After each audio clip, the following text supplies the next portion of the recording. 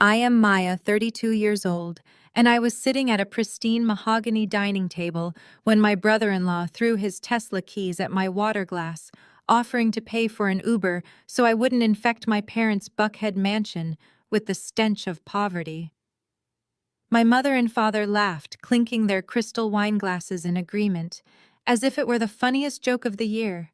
I simply smiled back at them. They had absolutely no idea that the woman they were humiliating was actually the CEO of a $3.8 billion transportation and logistics empire, or that a fleet of corporate helicopters was already on its way to shatter their fake reality. Before I share the rest of my story, let me know where you are watching from in the comments below. Hit that like button and subscribe if you have ever had to sit silently while toxic family members underestimated your worth and tried to tear you down. To truly understand how we reached that explosive moment, you have to understand the suffocating, image-obsessed atmosphere of the Davis family Thanksgiving.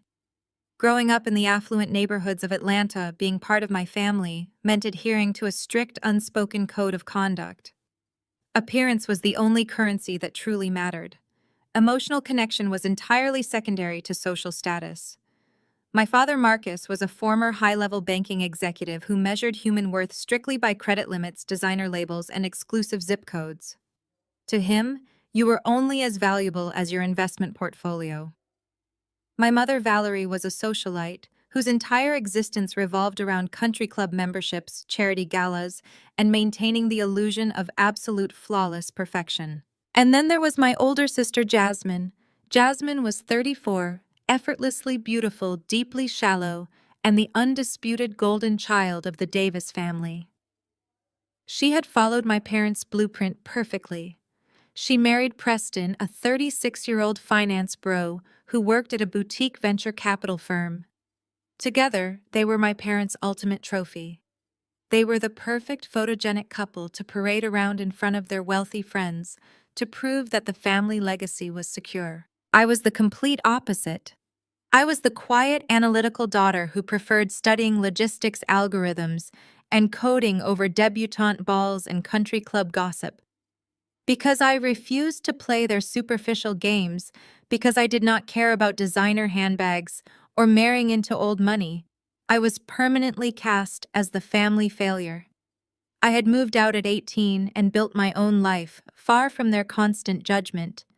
But I still maintained occasional contact out of a misplaced sense of familial obligation. Last Thursday, they invited me to their grand Thanksgiving dinner. I foolishly hoped for a peaceful holiday meal, a rare moment where we could just be a family. I should have known better. The dining room was suffocatingly warm, filled with the heavy scent of roasted sage turkey, buttery stuffing, and the overwhelmingly expensive floral perfume my mother bathed herself in.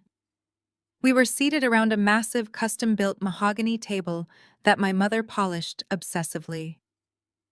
Crystal glasses caught the light from the extravagant chandelier above us, and fine silver cutlery clinked heavily against imported bone china.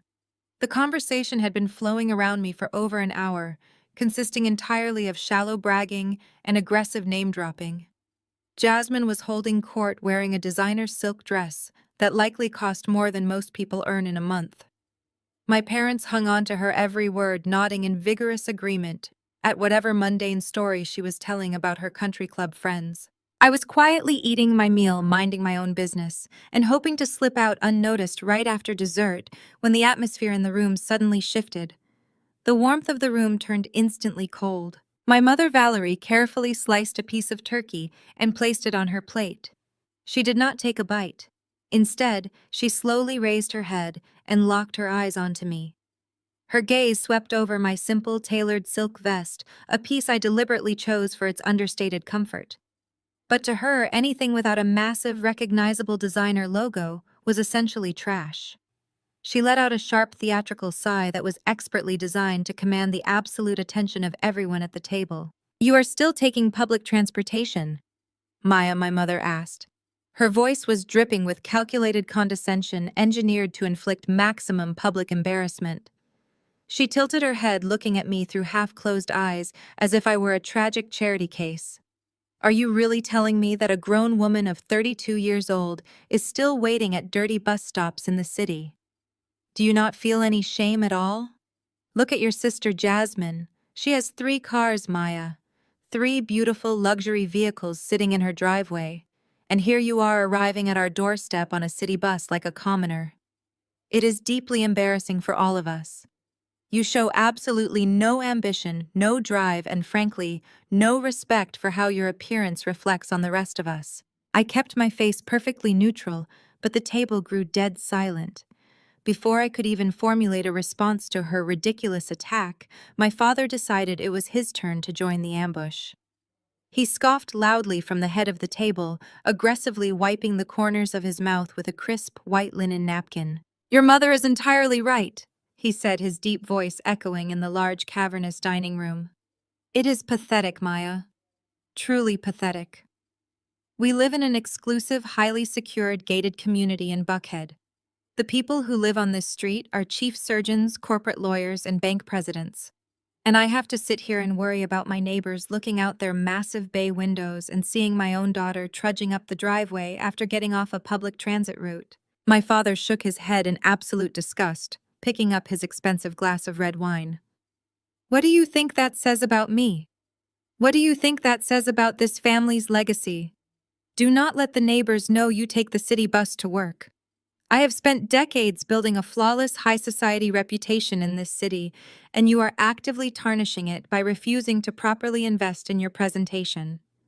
You are making us look like we cannot provide for our own.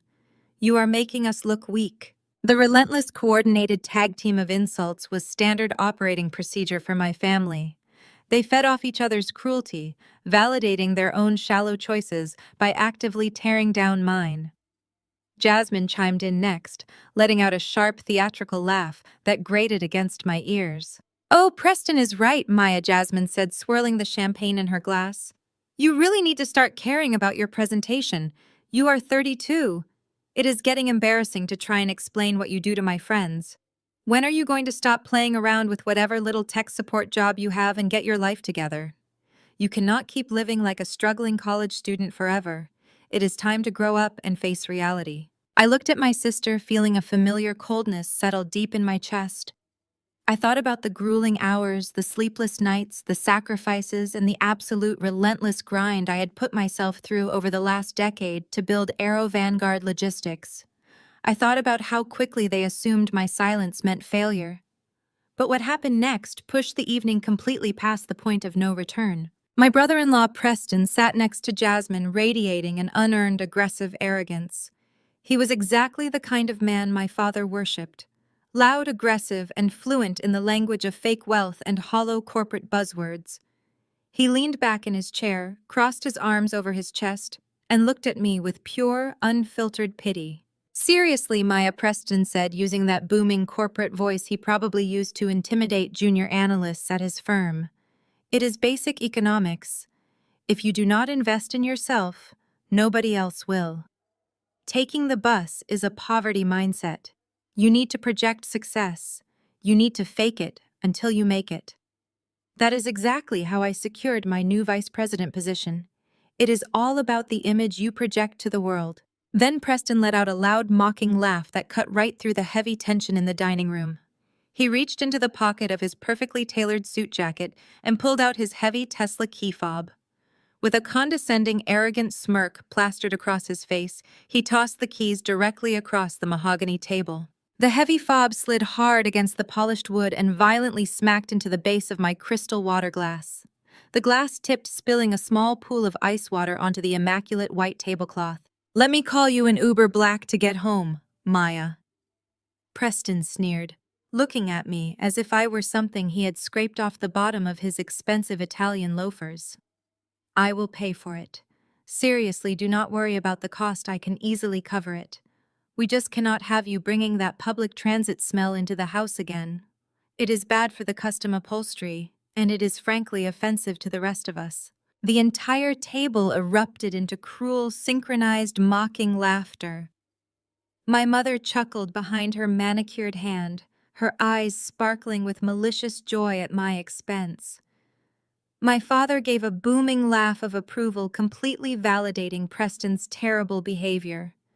Jasmine beamed at her husband, looking at him like he was an absolute genius for humiliating her own flesh and blood. They all sat there in their expensive clothes, eating their expensive food, completely united in their disdain for me. They fully expected me to break. They expected me to cry, to shrink down into my chair, to apologize for being such a massive disappointment, and to accept their humiliation just like I always did when I was a helpless teenager living under their roof. But I was no longer that frightened, dependent girl. I did not shed a single tear. I did not raise my voice, and I did not show a single ounce of the anger that was currently boiling just beneath my skin. Instead, I simply picked up my wine glass, feeling the cool, heavy crystal against my fingers. I took a slow, deliberate sip of the dark red wine, letting the silence stretch out as their laughter finally began to die down. I looked right into Preston's smug face, and then at my parents', and a cold, razor-sharp smile spread across my lips. I was fully loaded, locked on target, and absolutely ready to deliver my first devastating strike. I set my crystal wine glass down with a sharp, deliberate clink. The sound cut through their fading laughter like a gunshot. I kept my eyes locked directly on my sister, bypassing my brother-in-law completely for a moment. 3 cars, Jasmine. I said, my voice dangerously calm and perfectly level.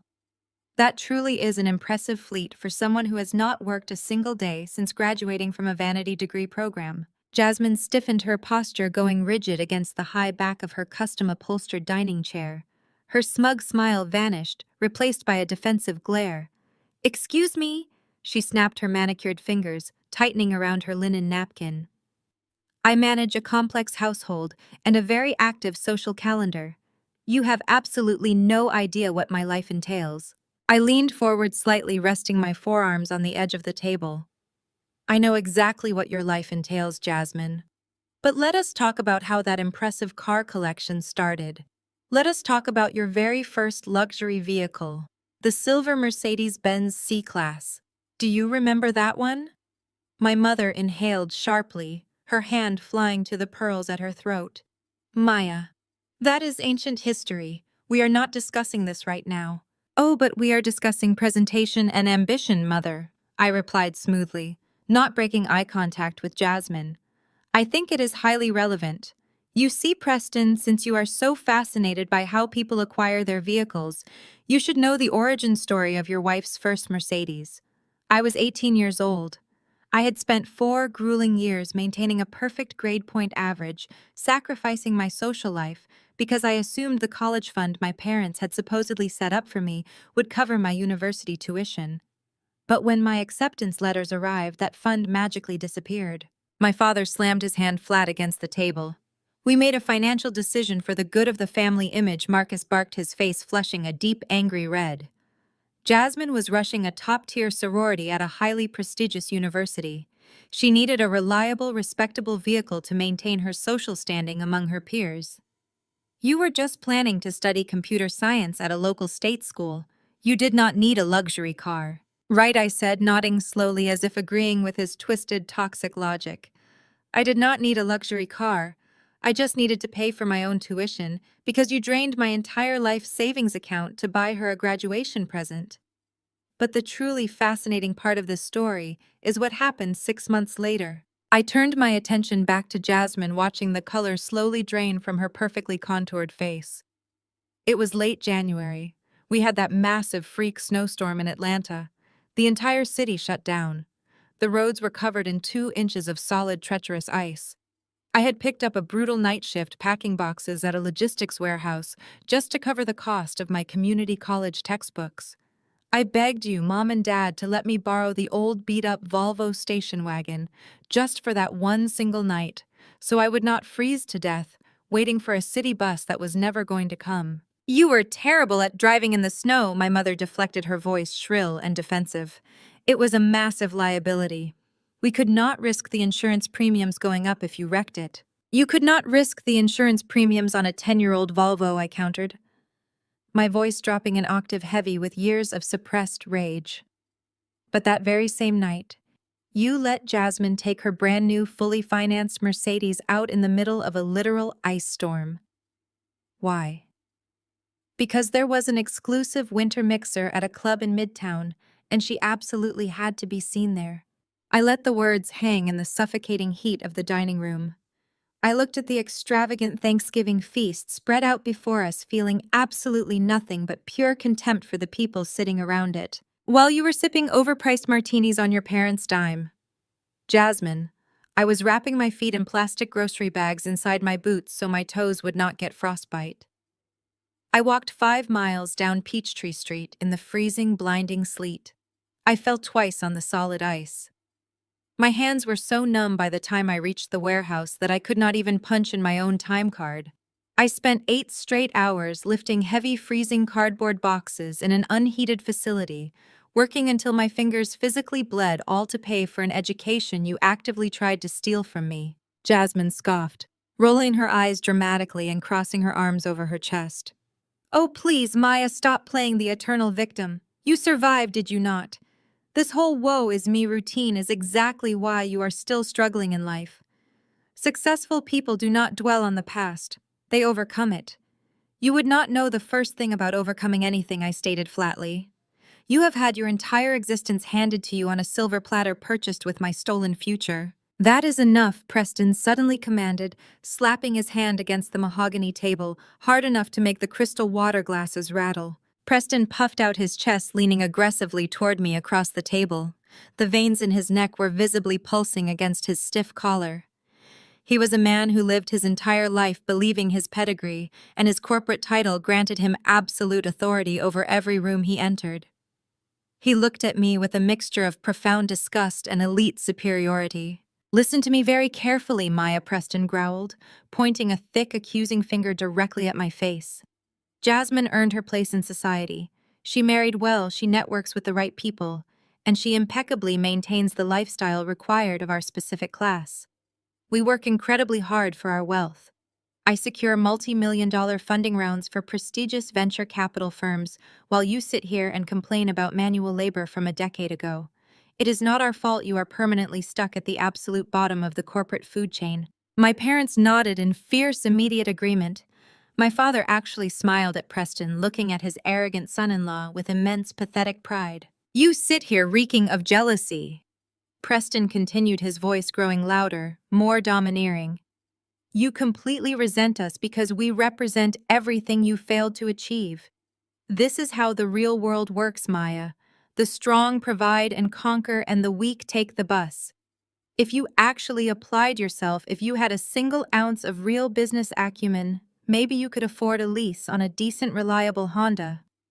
But no, you would rather sit at our holiday table, eat our expensive food, and harbor pathetic, childish resentment over my success.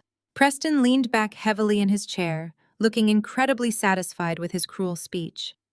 He truly believed he had just delivered a masterful, unanswerable debate victory. He believed he had successfully put the poor, struggling sister back in her miserable, proper place. I stared at him for a long, heavy moment. I did not blink. I did not break eye contact. The air in the room grew incredibly dense, thick with the electric charge of impending destruction. I slowly shifted my gaze from Preston's red, arrogant face down to the heavy Tesla key fob resting on the mahogany table right next to my spilled water. You like showing off cars so much, Preston? I asked, my voice suddenly soft, almost conversational.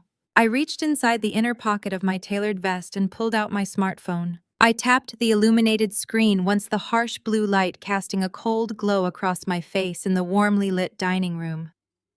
The space fell dead silent, the kind of heavy, suffocating silence that precedes a devastating storm. I kept my gaze locked entirely on Preston. I watched his confident, arrogant sneer falter for a fraction of a second, quickly replaced by a flicker of genuine uncertainty. He shifted his weight, the heavy fabric of his expensive custom suit, rustling loudly against the leather upholstery of his chair. I swiped past my personal emails and opened the specific PDF document I had received just hours earlier from a private investigator I kept on retainer. I took my time. I let them wait.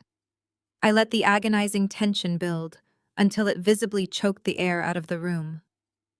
I slid the phone across the smooth mahogany surface, stopping it exactly an inch from the heavy Tesla key fob Preston had so dramatically slammed down just moments ago. "Read it," I instructed, my voice dropping to a near whisper that cut through the silence like a scalpel.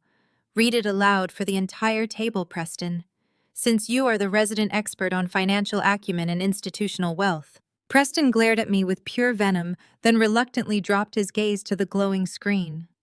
I watched his eyes scan the top line of the document. The color drained from his face with terrifying, satisfying speed, leaving his skin a sickly, ashen gray. His jaw went completely slack. The prominent vein that had been pulsing with arrogant rage on his neck just a moment ago now throbbed with raw, unadulterated panic. He swallowed hard, his Adam's apple bobbing sharply against his stiff collar. "What is this?" Jasmine demanded, her voice shrill and trembling. She could sense the sudden violent shift in the room's power dynamic. She leaned over her plate, stretching her neck to try and see the screen. Preston snatched the phone off the table with lightning speed, his thumb frantically mashing the power button to plunge the screen into darkness. But I had already anticipated his cowardice. My thumb had previously authorized a continuous screen lock override. The bright white document remained stubbornly illuminated in his shaking hand. "Give that back to her!" Jasmine snapped her perfectly manicured nails, digging fiercely into Preston's wrist. She yanked my device toward her side of the table, ripping it from his weak grasp. Jasmine's eyes darted frantically across the digital document. Her breathing hitched a sharp gasp, escaping her painted lips. "Notice of default and active intent to repossess." She read, her voice barely more than a breathless, horrified wheeze. She looked up slowly, staring at her husband as if he had suddenly morphed into a complete stranger. "Preston, what does this mean?" "Capital One Auto Finance. 4 months past due. Active recovery agents dispatched." Preston stammered, his polished corporate vocabulary completely abandoning him in his moment of sheer panic. He tugged forcefully at his collar, suddenly suffocating in his own tailored shirt. "It is a clerical error, Jasmine. A massive banking glitch. You know how these institutional algorithms make stupid mistakes. I have my executive assistant clearing it up on Tuesday morning. It means absolutely nothing." I leaned back in my chair, folding my hands neatly in my lap, projecting nothing but absolute icy control. "It is not a glitch, Preston," I stated, my voice echoing loudly and clearly in the stunned silence of the room. "It is a final, non-negotiable repossession order filed at exactly 8 o'clock this morning. You are 120 days delinquent on your exorbitant lease payments. The bank has already dispatched a recovery agent to collect their property. In fact, the only reason that car is currently sitting in my parents' driveway right now is because you intentionally parked it behind my father's oversized SUV, blocking it entirely from the street view. You are hiding it from the repo men." I let my gaze sweep slowly across the table, taking in my mother's horrified gasp as she clutched the pearls at her throat and my father's stunned, rigid posture. Then I looked right back at the supposed master of the universe. "Tell me all about the strong, providing, and conquering Preston," I mocked, throwing his own arrogant, toxic words right back into his teeth. "Tell me again about securing multi-million-dollar funding rounds while you cannot even manage a basic monthly car payment. You sit at this table and degrade me for working manual labor 10 years ago to survive while you are currently drowning in toxic debt to fund a counterfeit lifestyle you absolutely cannot afford." Jasmine dropped my phone onto the table like it was burning her skin. She turned her entire body toward Preston, her voice rising to a hysterical, piercing pitch. 4 months. You told me you paid off that lease in full with your end-of-year performance bonus. You explicitly told me the wire transfer cleared in December. Where did that money go, Preston? Where is the bonus money?" Preston's eyes darted wildly around the room, seeking an escape route that did not exist. "Keep your voice down, Jasmine," he hissed, glancing nervously at my father. "We are not discussing our private household finances in front of her." "But you were more than happy to violently dissect my finances, were you not?" I countered instantly, refusing to let him breathe for a single second. You were thrilled to weaponize my past struggles to make yourself look like an untouchable titan of industry. You are a complete fraud, Preston. A hollow, over-leveraged shell wearing a luxury Rolex you probably bought on a high-interest credit card. You talk about the bottom of the corporate food chain, but at least I actually own the ground I stand on. You do not even legally own the steering wheel you grip so proudly. My mother pressed her linen napkin hard to her mouth, her eyes darting between her golden daughter and her failing son-in-law. Preston, tell me this is a horrible misunderstanding, she pleaded, her voice cracking with the desperate need to maintain the illusion of her perfect, flawless family. Tell me you are not facing bankruptcy. Marcus, my father, remained ominously silent at the head of the table. His jaw was clenched so tightly I thought his teeth might shatter under the pressure. He was a man who worshipped wealth status and public perception above all else, including his own children. Seeing his golden son-in-law exposed as a desperate financial charlatan was a profound personal insult to his own judgment. Preston realized he had completely lost the room. He had lost his wife's blind faith, his in-laws' deep respect, and his own fabricated dignity. His face morphed rapidly from pale fear into a dark, ugly, terrifying crimson. The absolute humiliation was too much for his fragile, inflated ego to process, so it immediately converted into explosive, violent anger. "You little—" He spat, his voice dropping into a guttural, animalistic growl. "You hacked into my personal banking accounts. You committed a federal cybercrime to get this private information. I will have my firm's lawyers throw you in federal prison for the next decade." "Public record, you absolute fool," I corrected him smoothly, deeply enjoying the raw, helpless desperation shining in his eyes.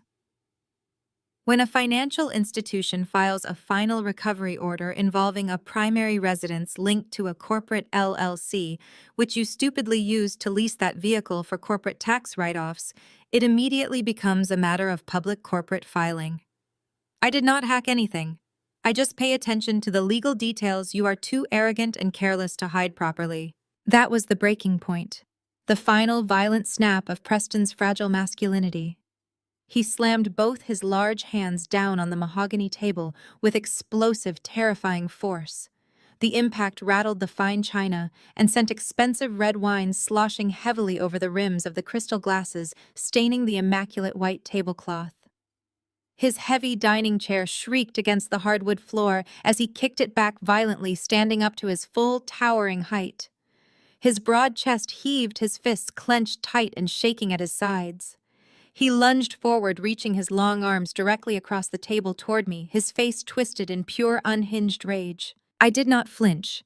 I did not move a single muscle. I just sat perfectly still and stared right back into his furious, bloodshot eyes, waiting for him to make the ultimate, unforgivable mistake. "Preston, sit your ass down right now." My father's voice boomed through the dining room, like a crack of thunder carrying a brutal, terrifying authority that demanded absolute and instant obedience. Preston froze mid-lunge, his hands hovering mere inches from my dinner plate. He looked sharply at my father, his chest still heaving, breathing heavily and aggressively through his nose. Marcus stood up slowly and deliberately at the head of the table. He did not look at Preston. He looked directly at me. His dark eyes were cold, incredibly calculating, and completely devoid of any parental warmth or protective instinct. He was not stopping Preston to protect me from physical violence. He was stopping him because losing emotional control was low class, and Marcus had a much sharper, far deadlier psychological weapon to wield against me. "You think you are so incredibly clever," Maya Marcus said, his voice dropping to a low, dangerous register that chilled the blood in my veins. "You think digging up a few late car payments makes you the smartest, most powerful person in the room. You think you can march into my home and dismantle my family piece by piece to satisfy your pathetic, lifelong jealousy." He took a slow, deliberate step toward my side of the table, his eyes locked onto mine like a predator sizing up prey. "You want to talk about financial fraud today. You want to play the righteous, untouchable crusader, exposing everyone's hidden debts and failures. Fine. Let us play your game, Maya. Let us talk about exactly how you funded that shiny new independent design firm of yours. Let us talk about the real hidden reason your former business partner suddenly fled the state last month. I did not even blink. I knew exactly what he was trying to do. Marcus was desperately throwing smoke bombs to divert attention away from Preston's financial collapse. My former partner did not flee the state. I corrected, my voice ringing with absolute unwavering clarity. She relocated to Chicago to manage our newly opened Midwest branch, a strategic expansion fully funded by our own first quarter profits. You would know that if you ever bothered to read the quarterly reports I send you, which I know you toss directly into the shredder. There is no scandal to uncover here, Marcus. My firm is entirely clean, entirely profitable, and entirely mine. The focus whipped violently back to Marcus. His jaw tightened so hard I could hear his teeth grinding. The bluff had failed spectacularly. He seamlessly shifted tactics, completely dismissing Preston's humiliation. He ignored his golden son-in-law, who was currently hyperventilating over his exposed insolvency, desperately pulling at his expensive silk tie. "You are a destructive, spiteful woman," Marcus snarled, slamming his fist onto the table with a deafening crack. "You come into this house, eat our holiday food, and deliberately orchestrate a vicious attack to humiliate your sister's husband. You have absolutely no concept of family loyalty or basic decency. You are a complete disgrace to this family name." My attention snapped back to my own defense. "I am a disgrace," I shot back, pointing a steady, unyielding finger at Preston's pale, sweating face. He just admitted to leasing a luxury vehicle through a fraudulent shell company to dodge corporate taxes, and he is currently defaulting on it. Yet I am the disgrace for simply holding up a mirror to his pathetic, crumbling reality. The perspective whipped back to Marcus. He ignored the logic entirely. He reached down beside his massive leather armchair and pulled up a thick, heavy manila folder. He tossed it violently across the dining table. It slid across the polished mahogany and landed with a loud, authoritative slap, right on top of Preston's digital repossession notice, effectively burying the evidence of his son-in-law's failure under a new, darker agenda. "Sign it," Marcus demanded. I looked down at the folder. A stark white legal label on the front read, "Transfer of Deed and Relinquishment of Property Rights." I did not touch it. I looked back up at my father, my eyes narrowing into defensive slits. "What is this?" "That is the solution to the toxic, resentful attitude you have harbored for the last 10 years, Marcus stated coldly, his eyes dead and calculating. "It is the deed to that useless, barren stretch of dirt your grandfather left you out in the valley. We have already drawn up the necessary legal documents with our corporate attorneys. You are transferring full ownership to the family trust effective immediately. Sign the papers, Maya." A sharp, breathless laugh tore from my throat as the sheer audacity of his demand washed over me.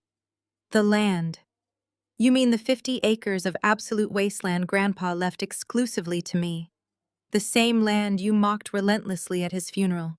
You stood in front of all our relatives and called it a sentimental pile of weeds. You told everyone at the reception that the old man had finally lost his mind, leaving Jasmine the lucrative, fully leased commercial strip malls, while handing me a worthless patch of dirt. Now you suddenly want it back." The focus swung sharply to Marcus, whose face remained completely devoid of shame or irony. "Circumstances change," he snapped, tapping his heavy gold pen against the table in a rapid, agitated rhythm. "And frankly, considering the stunt you just pulled to embarrass Preston, you owe this family immediate reparations. Preston's venture capital fund is experiencing a temporary strategic liquidity crisis due to unpredictable market fluctuations." I stared at him, my mind struggling to process the monumental delusion happening right in front of me. "A temporary liquidity crisis," I repeated, absolutely astounded. "Dad, he cannot afford a car payment. His fund is not fluctuating. It is dead. He is completely broke. He is executing a complex financial maneuver that requires immediate capital injection." Marcus roared, utterly refusing to acknowledge the reality of Preston's failure. "A major commercial developer has expressed sudden aggressive interest in acquiring your grandfather's valley property for a massive suburban housing project. They are offering a highly lucrative, multi-million-dollar cash buyout." We need that cash to secure Preston's fund and stabilize the family's investment portfolio.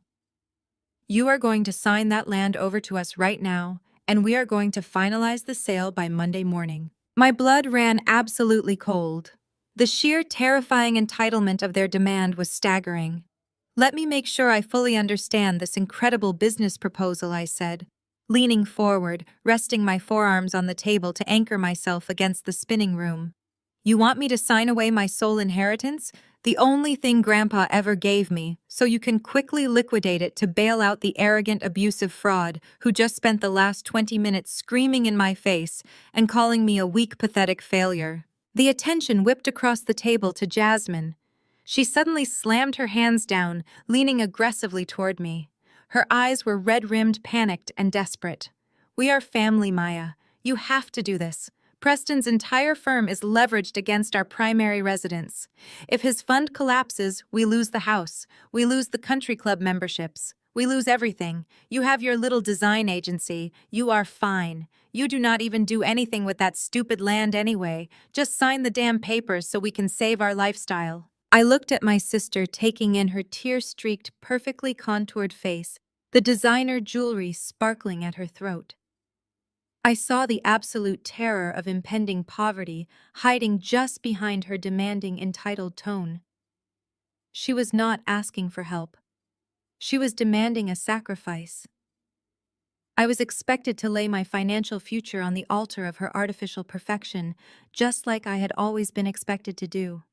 "No," I said. The single syllable dropped into the dining room like a heavy stone rippling through the tense silence. Marcus leaned forward, his dark eyes narrowing into dangerous, threatening slits. "Excuse me." I said no. I repeated, my voice rising in volume and absolute certainty. "I am not signing anything. I am not transferring the deed. I am not bailing out a lying, incompetent finance bro who dug his own grave with his monumental ego. That land belongs to me. Grandpa left it to me because he knew I was the only person in this room who actually understands the value of potential over immediate flashy gratification. I am keeping my land. You and Preston can figure out how to pay your own debts." The focus whipped to Preston. He scoffed, a desperate, ugly sound escaping his throat. He pointed a trembling, sweaty finger at me. "You are making the biggest mistake of your life, Maya. You have absolutely no idea what you are messing with." "You are the one who messed up Preston." I shot back instantly, refusing to let him reclaim an ounce of power. "You gambled with money you did not have to impress people who do not care about you. Do not project your massive failures onto me. My answer is no. It will be no today. It will be no tomorrow. It will be no until the bank officially forecloses on your precious mansion and changes the locks on your front door." Marcus stood up completely, his chair scraping violently against the floor as he towered over the end of the table. He picked up the heavy manila folder and slammed it down directly in front of my plate, right over my holiday meal. "You ungrateful, selfish child. I am not asking for your permission. I am instructing you to sign this document. We raised you. We put a roof over your head. We tolerated your rebellious, difficult attitude for decades. You owe us this land. If you do not sign this deed right now, you will never step foot in this house again. You will be completely dead to this family." I stared up at my father, feeling a profound, heavy sadness mixing with my burning rage. He truly believed he owned me. He believed his conditional, abusive version of parenthood entitled him to steal my future to cover his golden son-in-law's mistakes. He was entirely willing to sacrifice his own daughter to save his public image. If being part of this family means willingly setting myself on fire to keep Preston's fake Rolex warm, then I accept your terms, I declared, picking up my purse from the back of my chair. "Keep the house. Keep the toxic secrets. Keep the repossession notices. I am leaving, and I am taking my grandfather's legacy with me." I stood up, ready to turn my back on them and walk out the front door forever. I was fully prepared to walk away from the toxicity. I had my business, I had my land, and I finally had my closure. But I did not make it to the door. "Valerie." My mother had been sitting completely silent for the last several minutes. She had watched the entire explosive confrontation unfold with unnerving stillness. She had not defended Preston. She had not scolded Jasmine. She had not joined Marcus in his loud, aggressive demands. She simply waited. She waited until the shouting reached its peak, until the tension was a physical weight in the room, until I was emotionally exhausted and vulnerable. "Sit back down," Maya Valerie commanded. Her voice was not loud. It was not angry. It was terrifyingly soft, coated in a sugary, deceptive sweetness that sent an immediate, involuntary shiver down my spine. It was the exact tone she used right before she deployed her most devastating psychological weapons. I stopped, my hand resting on the back of my chair, my heart suddenly hammering against my ribs. "I am leaving, Mother. There is nothing left to discuss here." "Oh, but there is," Valerie murmured, picking up her crystal wine glass and taking a slow, delicate sip. She dabbed the corner of her mouth with her linen napkin, her movements precise and completely unhurried. "You see, Maya, your father is approaching this the wrong way. He is trying to appeal to your sense of family loyalty, which we all know you deeply lack. He is treating you like a rational adult who can be reasoned with." Valerie set her glass down and finally looked directly at me. Her eyes were devoid of any maternal affection. They were cold, analytical, and utterly ruthless. She tilted her head, a patronizing, pitying smile stretching across her face. "You always were the most profoundly selfish person in this entire family." Maya Valerie began, her voice dripping with venomous disappointment. "From the moment you were a little girl, everything had to be a dramatic battle. We try to include you in our lives. We invite you to our beautiful Thanksgiving table, and what do? You launch a coordinated, vindictive attack on your sister's husband. You scour public records like a deranged stalker just to humiliate a man who is actively trying to elevate our family name." Valerie stood up, her chair gliding silently backward across the hardwood floor. She walked slowly around the edge of the large table, her eyes pinning me down. "Preston is out there every single day building a legacy for this family." My mother continued, her tone adopting a sickeningly sweet cadence that masked her pure hostility. "He networks with senators, he dines with tech billionaires, he ensures that the world knows who we are and respects our status. And you? What exactly do you do? You hide in your little apartment and harbor this toxic, corrosive jealousy. You are sick, Maya. You are emotionally sick, and it is exhausting for us to constantly witness your breakdowns." She stopped right behind Jasmine, resting her perfectly manicured hands on her golden daughter's shoulders. "We are offering you a chance to finally contribute something of actual value to this family," Valerie said, her voice escalating, shedding the quiet sweetness and turning into a sharp, grating shriek.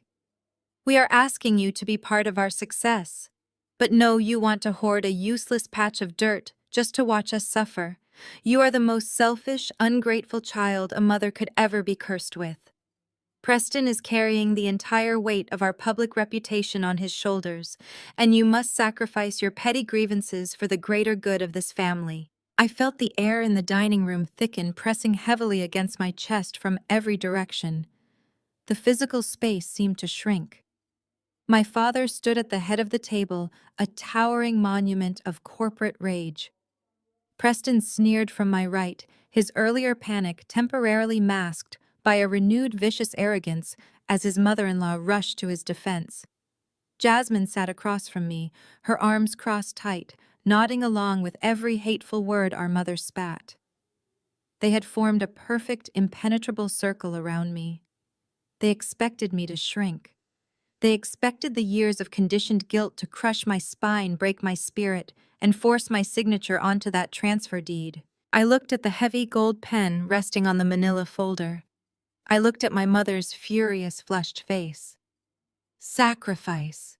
I repeated the word, tasting like bitter ash in my mouth. "You want to stand in this extravagant dining room wearing diamonds paid for by my father's ruthless business tactics and lecture me about sacrifice. Let us talk about what sacrifice actually looks like in this household." I pushed my chair back and stood up, intentionally breaking their psychological circle. I squared my shoulders, staring directly into Valerie's cold, calculating eyes. I was 22 years old, I stated, my voice echoing loudly off the high vaulted ceilings. I collapsed on the floor of the design studio where I was working my third unpaid internship. It was a ruptured appendix. I was rushed into emergency surgery. Because I was working 3 separate jobs just to afford my rent and basic groceries, I had absolutely terrible insurance. I woke up alone in a sterile, freezing hospital bed with a $5,000 medical bill I could not possibly pay. I was terrified. I was in agonizing physical pain. I called you mother. I called you from the hospital phone and begged for a temporary loan. I promised to sign a legal contract and pay you back every single cent with interest. Do you remember what you told me? Valerie's jaw tightened, but she refused to look away, her chin tilting upward in defiance. We were teaching you adult financial responsibility, she countered sharply. We were not going to enable your poor planning and chaotic lifestyle. You told me that real adults handle their own emergencies. I shot back, taking a deliberate step toward her. You told me that bailing me out would ruin my character. So I sold my car. I ate cheap rice and beans for a year and a half. I completely ruined my credit score and worked myself into severe physical exhaustion to pay off that hospital debt while you and Dad flew first class to Paris for a 3-week wine tasting tour. That is your version of sacrifice. I turned my fierce, unyielding gaze toward my father, then settled it squarely on Preston's smug face. But your strict philosophy on tough love and financial responsibility only applies to me, does it not? I continued, my tone dripping with absolute contempt. It certainly does not apply to the golden son-in-law. Preston shifted uncomfortably, his eyes darting quickly toward the floor. You demand I sacrifice my grandfather's legacy to save this family. I spat out like a curse. Just like how you and Dad sacrificed your own financial security last year. Did you really think I would not find out, Mother? Did you honestly think your desperate, panicked financial maneuvers were entirely invisible to someone who actually pays attention to public county records? Jasmine frowned deeply, turning to look between me and her parents. Her perfectly crafted mask of superiority began to slip. What is she talking about, Mom? What financial maneuvers? I am talking about the second mortgage, Jasmine, I announced, brightly, deeply enjoying the sudden, suffocating silence that instantly descended upon the room. I am talking about the massive home equity loan our parents took out on this exact house just 14 months ago. They did not do it to renovate the kitchen or buy another luxury vehicle. They did it because your brilliant, successful husband dumped nearly $1 million of his client's money into a fraudulent cryptocurrency scheme that completely collapsed overnight. He was facing total financial ruin and potential federal fraud charges. So Mommy and Daddy quietly mortgaged their dream home to secretly bail him out and keep him out of federal prison. Jasmine gasped loudly, spinning around in her chair to stare at her husband. Her face was a portrait of pure, unadulterated shock and mounting horror.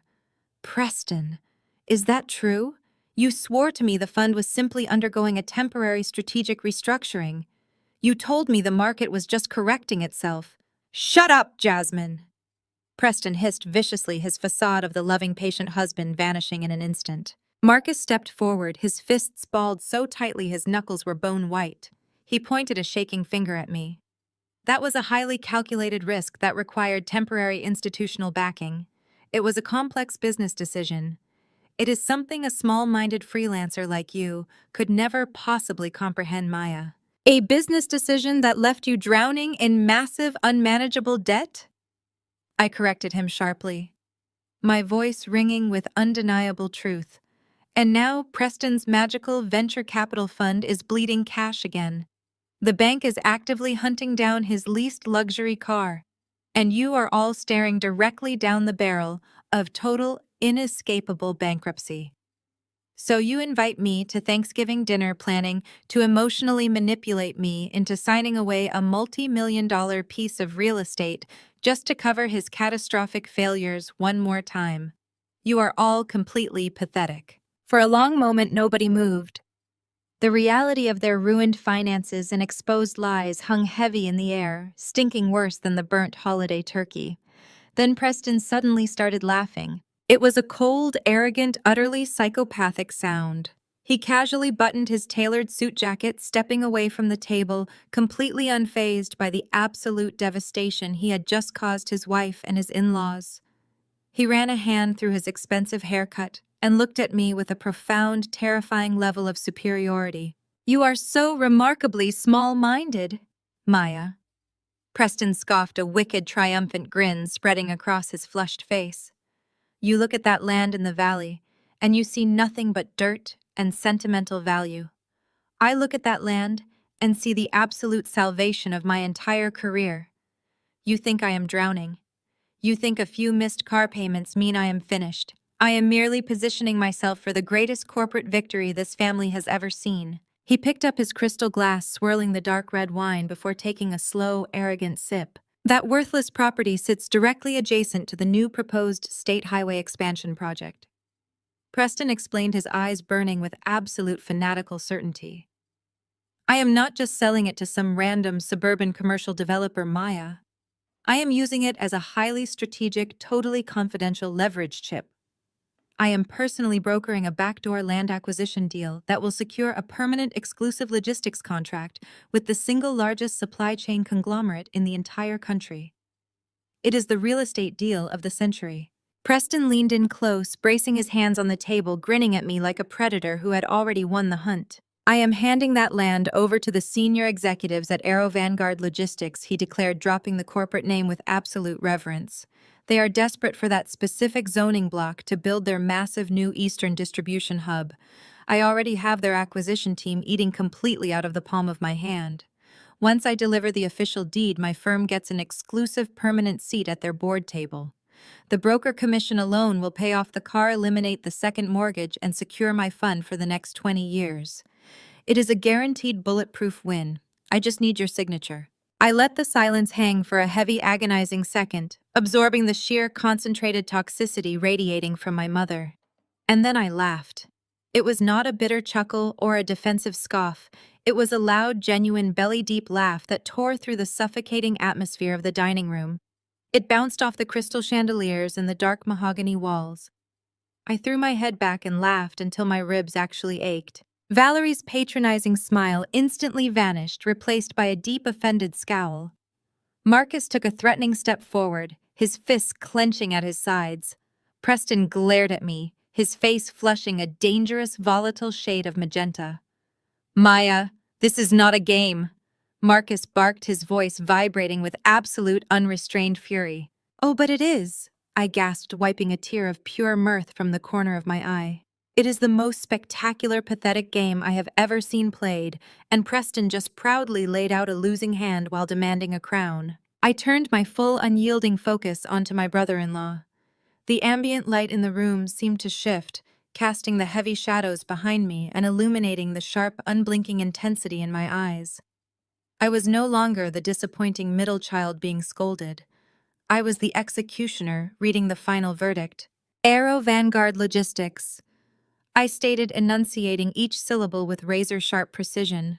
"The Eastern Distribution Hub, a permanent seat at the board table, a multi-million-dollar cash buyout that magically fixes your fraudulent, over-leveraged venture capital fund." I slowly leaned across the table, mirroring his earlier predatory stance, but wielding actual lethal facts instead of hollow arrogance. The focus whipped instantly from my face to Preston's, capturing the exact moment his confidence began to fracture. "Tell me, Preston," I began, my voice dropping to a dangerously calm pitch. "When you drafted this absolute masterpiece of a pitch deck, did you bother to actually read the county zoning ordinances for that specific valley? Or did you just instruct one of your unpaid, sleep-deprived analysts to generate a shiny financial projection based on fabricated commercial zoning?" Preston's jaw tightened. He puffed out his chest, desperately attempting to maintain his crumbling facade of corporate authority. "My analysts are the best in the industry. The land is perfectly situated adjacent to the highway corridor. The rezoning process is a mere formality." "A mere formality," I repeated, nodding slowly as if deeply impressed by his profound stupidity. "A mere formality. Let us dissect that, shall we? Because unlike you, I actually read the legal covenants attached to my inheritance." That 50-acre plot is legally designated as a legacy agricultural trust. It is permanently protected under a state-mandated conservation easement because the northern edge borders a Class 1 federally protected wetland. The color began to drain from Preston's face, a slow, horrifying realization creeping into his wide eyes. The focus snapped to Jasmine, whose mouth had fallen open in silent terror, and then back to my father, whose aggressive posture was suddenly rigid with doubt. "You cannot pave it!"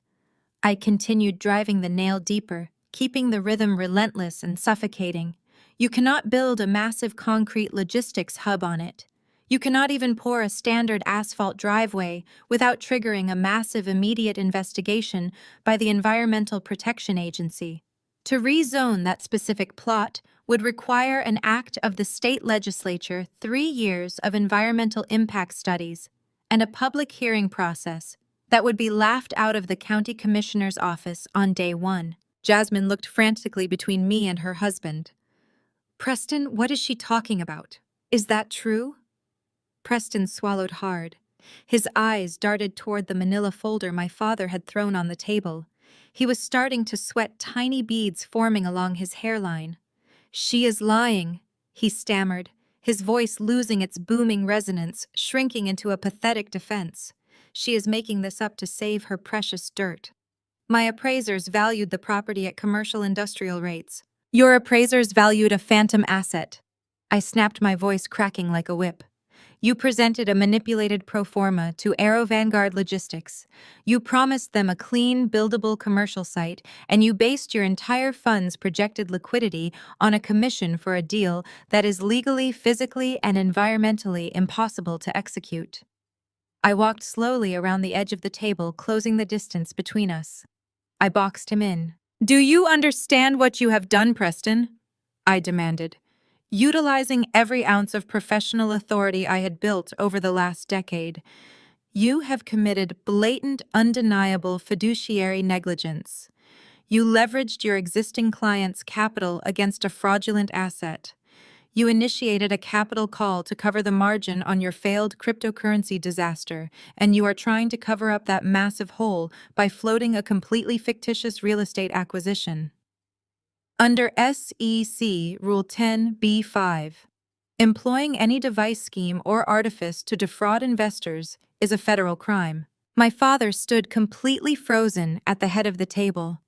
The aggressive, domineering patriarch was suddenly gone, replaced by a terrified, aging man who realized he had just tied his entire family legacy to a sinking criminal ship. Valerie sat in her chair, her perfectly manicured hands trembling slightly against the stained white tablecloth. "You presented this fabricated valuation to an institutional buyer," I continued, my voice echoing in the dead silence of the room. "You pitched Aero Vanguard a lie. If you actually signed a letter of intent with them based on that fraudulent appraisal that constitutes wire fraud, you are not just facing bankruptcy, Preston. You are facing a federal indictment. You are facing an orange jumpsuit and a minimum security facility." "Shut up!" Preston gasped, his voice a pathetic, high-pitched wheeze. He stumbled backward, hitting the edge of the mahogany sideboard. "You do not know anything. You are just a graphic designer. You are a nobody. I am the CEO of a firm that handles brand strategy for 3 of the largest environmental compliance agencies on the East Coast," I corrected him coldly. "I spend my entire life analyzing legal parameters, mitigating corporate risks, and destroying fraudulent narratives. You walked into a minefield completely blind, convinced your Ivy League degree and your bespoke suit made you invincible. You are not a shark, Preston. You are a complete, unmitigated liability." Jasmine burst into tears, covering her face with her trembling hands. She finally understood. The mansion, the country club, the luxury cars, it was all gone. It was built on a foundation of desperate criminal lies. Marcus stared at Preston, his chest heaving with shallow, panicked breaths. "You told me the land was cleared," Marcus whispered, his voice trembling with a mixture of raw rage and absolute terror. "You swore to me on your life that the zoning was already approved. I leveraged my own retirement accounts to float your firm last month based on that guarantee." Preston looked like a cornered animal. He wiped his sweating forehead with the sleeve of his expensive jacket, completely ruining the immaculate silk. "It is a minor setback," he pleaded, his eyes darting frantically from Marcus to Valerie. "We can pivot. We can find another buyer. We just need to restructure the debt. We can bundle the liabilities and—" "You cannot bundle federal fraud," Preston Weiss stated, finalizing his absolute destruction. "There is no pivot. There is no restructuring. You played a dangerous, arrogant game with my stolen future, and you lost. The house of cards has officially collapsed." Preston opened his mouth to formulate another desperate, pathetic excuse. He raised a shaking hand, trying to reclaim some semblance of his former authority, trying to spin one last lie to save his skin. Before a single word could leave his lips, a sharp, piercing electronic tone shattered the heavy silence. Everyone froze. It was Preston's smartphone resting face up on the dining table right next to his spilled wine. The screen illuminated brightly in the dim room, vibrating violently against the wood. Preston slowly lowered his gaze to the glowing device. All the remaining color instantly vanished from his face, leaving him looking like a literal corpse. He stopped breathing. His jaw fell open, his eyes widening in absolute paralyzing horror. I glanced down at the screen. The caller ID flashed in stark, undeniable black and white letters. Securities and Exchange Commission, SEC. The phone continued to vibrate violently against the polished mahogany, emitting a harsh, mechanical buzzing sound that seemed to rattle the very foundations of the house. Preston remained entirely paralyzed. I watched a single heavy drop of sweat detach from his receding hairline and track a slow, glistening path down his pale temple. My lips curved upward into a slow, razor-sharp smirk. I did not prompt him. I did not say a word. I just sat back and let the agonizing electronic pulse dictate the rhythm of his execution. "Answer it, Preston," I whispered, my voice slicing effortlessly through the suffocating tension in the room. "It is extremely rude to keep federal investigators waiting on a holiday." His hand hovered over the device as if it were a live explosive. He looked like a man being asked to stick his arm into a running wood chipper. He swallowed audibly, a dry clicking sound echoing in his throat, and swiped a violently trembling finger across the glass screen. He brought the phone to his ear, his hand shaking so uncontrollably that the device rattled audibly against his jawbone. "This is Preston Vance," he rasped. His voice was entirely stripped of its usual booming theatrical bass. It was a high, thin, terrified sound of a cornered prey. The dining room was so dead silent, I could hear the faint, authoritative, metallic buzz of the voice on the other end of the line. I could not make out the specific words, but the cadence was unmistakable. It was the rhythmic, relentless, clinical delivery of a federal agent reading an official life-ending mandate. Preston's knees visibly buckled. He grabbed the edge of the table with his free hand, his knuckles turning white as he desperately tried to keep himself upright. "There must be some mistake," he stammered, his eyes darting frantically around the room, seeing nothing but the rapid, catastrophic collapse of his entire fabricated universe. "I have not authorized any freeze." "Wait. You cannot do that without a federal court order. My legal team will file an immediate injunction against this action." He stopped speaking. The voice on the phone kept talking, an uninterrupted stream of bureaucratic execution that did not care about his tailored suit or his country club membership. Preston's breathing escalated into a full, wet panic attack. Frozen, he choked out the word, escaping him like a dying gasp. "All of them. The primary operating accounts. The holding companies." He gripped his chest right over his expensive silk tie as if trying to keep his heart from exploding out of his ribcage. "Listen to me. You are misinterpreting the transfer logs. The offshore routing was a standard tax mitigation strategy, not an attempt to conceal insider trading margins. I have the ledgers to prove it." He caught himself clapping his hand hard over his mouth, but the catastrophic words had already dropped into the room like a live grenade. Insider trading. My father staggered backward, bumping hard into the wall behind him.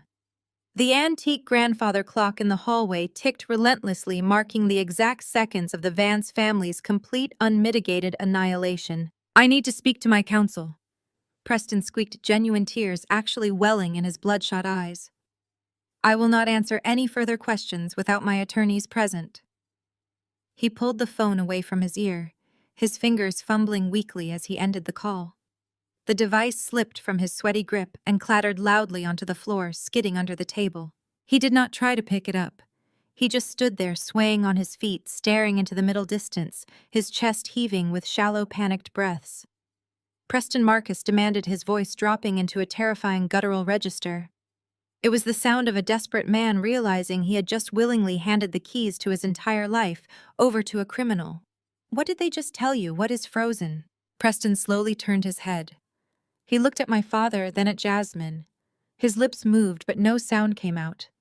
He looked like a deflated balloon, every ounce of arrogant hot air entirely sucked out of his lungs, leaving behind a hollow, pathetic shell. The Securities and Exchange Commission just executed an emergency freeze on every single asset connected to my firm, Preston whispered, his voice cracking violently. They have seized the commercial operating accounts. They have seized the holding company. They have seized the executive payroll accounts. And the personal accounts, I prompted, smoothly leaning back in my chair and crossing my arms, fully enjoying the spectacular view. Do not leave out the best part, Preston. Be a good husband and tell your lovely wife about the personal accounts. Jasmine sprang up from her chair, pushing it backward so hard it tipped over and hit the floor with a loud wooden crack. Preston, what is she talking about? She shrieked, her hands flying to her perfectly styled hair, her manicured nails digging into her scalp. What personal accounts? My accounts. The joint accounts. Preston could not look at her. He stared down at his ruined silk tie, unable to meet the eyes of the woman he had just bankrupted. The feds flagged the capital transfers I made last month to cover the crypto margin calls. They are classifying it as illegal commingling of institutional investor funds with personal assets. They got a federal judge to sign a blanket freeze order this morning. He paused, a wretched sob tearing from his throat. It is all gone, Jasmine. Every single penny we have access to is locked by the federal government. Our debit cards, our credit lines, the equity portfolios. It is completely frozen pending a criminal investigation for insider trading, wire fraud, and embezzlement. Jasmine let out a sound that I had never heard a human being make before. It was a visceral, animalistic wail of pure, unadulterated terror. It was the sound of a woman watching her entire identity, her social status, and her carefully curated life of luxury vaporize into thin air. My savings, she screamed, lunging around the table and grabbing Preston by the lapels of his ruined suit. The children's private academy tuition funds. The money in my personal wealth management account. Where is it, Preston? You told me those accounts were isolated and protected by the LLCs. I needed liquidity, Jasmine, he begged, tears streaming down his face as his wife shook him violently. The SEC started asking questions about the offshore routing 3 weeks ago. I panicked. I had to move the money to make the corporate ledgers look balanced before the mandatory quarterly audit. I used your boutique's corporate accounts to route the funds. I thought I could move it back once the Aero Vanguard land deal closed. I thought your sister's Valley property would generate enough commission to cover the tracks and make us whole again. You used my business to launder stolen money, Jasmine shrieked, her painted nails digging fiercely into his chest. You tied me to a federal crime. You have ruined my life. I watched the beautiful, chaotic destruction unfold from my seat. I felt absolutely no pity. I felt no guilt. I felt a profound, chilling sense of cosmic balance restoring itself in this dining room. I had spent my entire life being told I was not good enough, not smart enough, not ambitious enough to sit at this table. Yet here I was, the only person in the room who actually owned her own life. Marcus suddenly stepped forward, his face a terrifying shade of purple, completely consumed by homicidal rage. He shoved Jasmine roughly aside, grabbed Preston by the throat with both hands, and slammed him hard against the dining room wall. The expensive framed artwork rattled violently against the plaster. You lying, pathetic, thieving piece of garbage!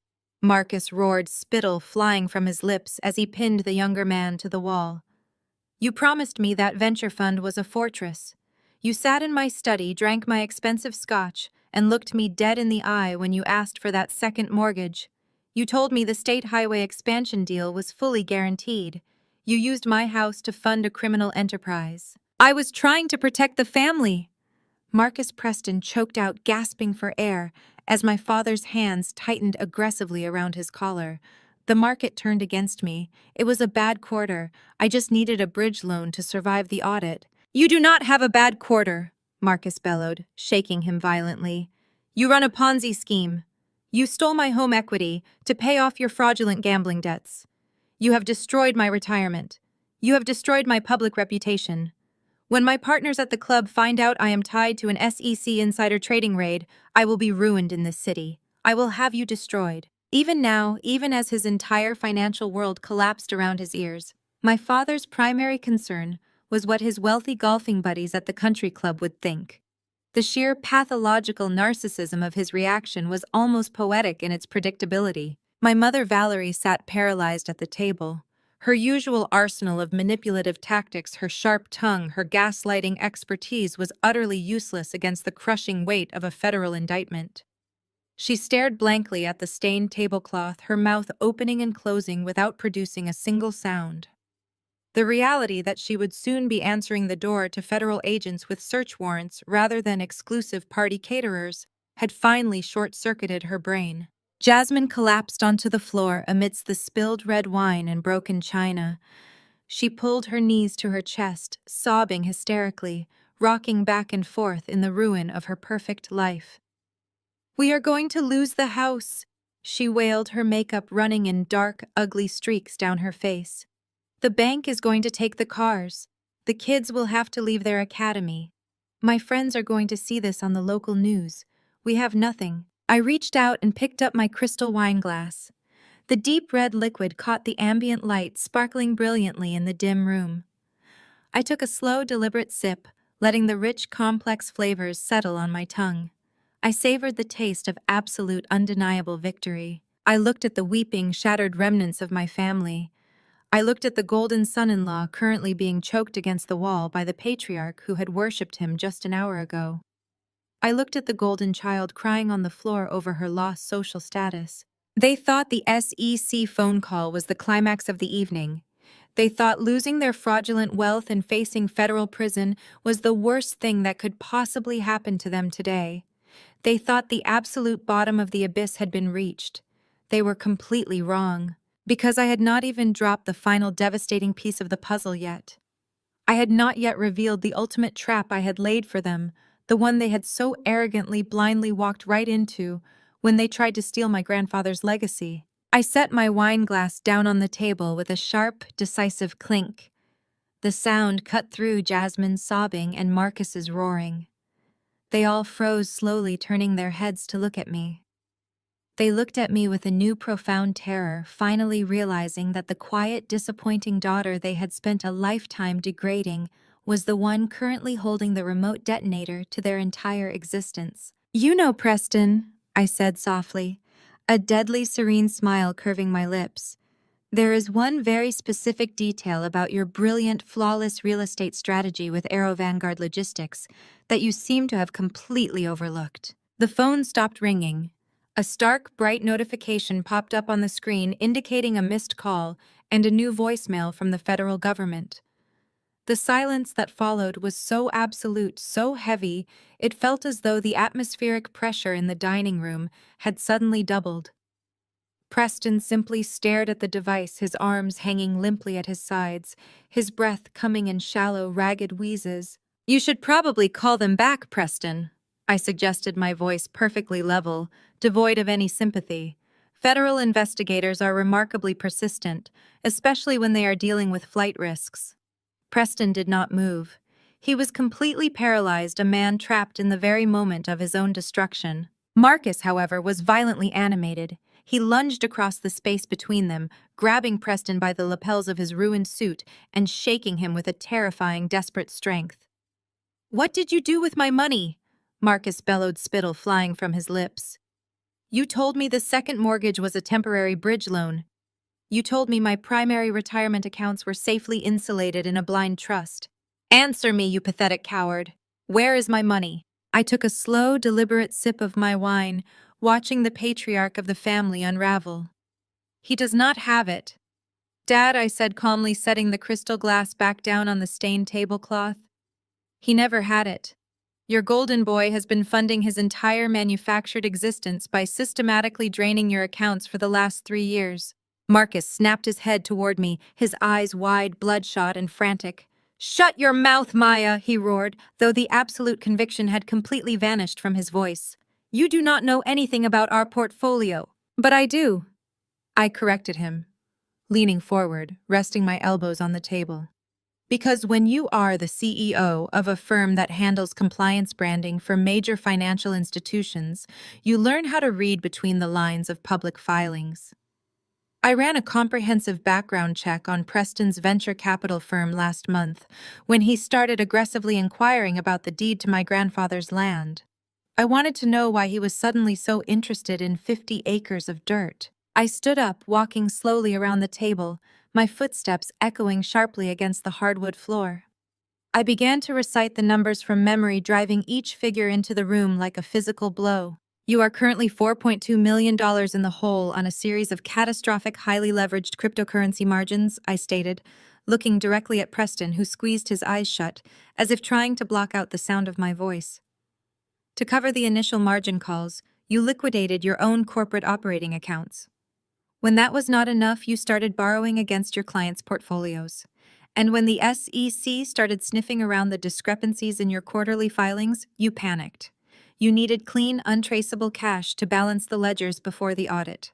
I turned my gaze to my father. He was holding onto the back of a dining chair, his knuckles white, his face a mask of dawning horrific comprehension. "So he came to you," I continued, my voice echoing coldly in the cavernous room. "He convinced you to take out a massive second mortgage on this sprawling Buckhead estate. He told you it was a guaranteed high-yield bridge loan. But he did not stop there, did he? He is your primary wealth manager, Marcus. He has full, unrestricted access to your retirement portfolios.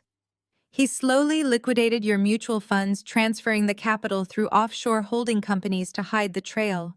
He stole your entire life savings to keep his Ponzi scheme afloat for just a few more months." Marcus released Preston's lapels, stumbling backward as if he had been physically struck. He pulled his smartphone from his pocket with shaking hands. He fumbled with the screen, desperately logging into his banking app. We all watched him in agonizing silence. The screen illuminated his face. His mouth fell open. A low, wretched guttural sound escaped his throat. The accounts were empty. The millions of dollars he had ruthlessly hoarded, the wealth he had used to terrorize and control our entire family for decades, was completely gone. Reduced to a string of digital zeros by the very man he had chosen to elevate above his own blood. "You stole it," Marcus whispered, his voice cracking, staring at the screen in absolute disbelief. "Everything I built. Everything I worked for." Jasmine let out a piercing, hysterical scream. She scrambled up from the floor, her designer dress torn, her flawless makeup ruined by tracks of black mascara. But she did not attack Preston. She spun around and launched herself directly at our parents. "This is your fault!" Jasmine shrieked, pointing a violently shaking finger at Marcus and Valerie. "You did this to me. You forced him on me." Valerie gasped, finally breaking her paralyzed silence. "Jasmine, how dare you? We gave you everything. We gave you the wedding of the century. We gave you a beautiful life. You gave me a prop!" Jasmine roared, her voice tearing through the room with decades of suppressed toxic resentment. "Do not stand there and pretend you cared about my happiness, Mother. You never cared about who Preston actually was. You only cared about what he represented. You wanted the perfect, wealthy, white finance bro to parade around the country club. You wanted the ultimate status symbol to prove that our Black family had finally assimilated into the highest, most elite echelon of Buckhead society. You pushed me into this marriage because you thought his pedigree would elevate your social standing." Jasmine paced frantically, her arms flailing, her voice echoing with raw, unhinged devastation. "You groomed me for this," she sobbed, glaring at her mother with pure hatred. "You taught me that my only value was how well I could marry, how perfectly I could maintain the illusion of wealth. You made me look down on Maya because she actually wanted to work for a living. You told me that manual labor was beneath us. You told me Preston was a king, and he is a thief, he is a criminal. You traded my entire life, my entire future, just so you could sip champagne with the board of directors and pretend you were better than everyone else. And now we have nothing. We are going to lose the house. My children have no college funds. We are going straight to federal prison because of your pathetic classist ambition. Valerie covered her face with her hands, finally breaking down into loud, ugly, uncontrollable sobs. The pristine, untouchable matriarch was gone, replaced by a terrified, ruined woman who had just watched the total collapse of her social empire. I took a slow, deliberate step backward, allowing the physical space between us to widen. I watched the scene unfold with a chilling, profound detachment.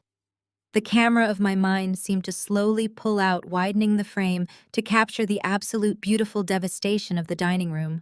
It was a masterpiece of ruined hypocrisy. The extravagant Thanksgiving turkey sat cold and untouched in the center of the table, surrounded by fine porcelain plates and heavy sterling silver. The expensive red wine was pooling on the floor, soaking into the imported Persian rug like fresh blood.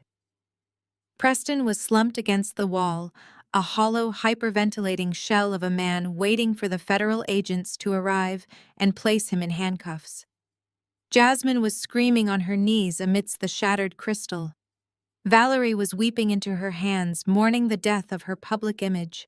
They were tearing each other apart, rabid animals trapped in a cage of their own making, violently consuming themselves, as the illusion of their superiority burned to the ground.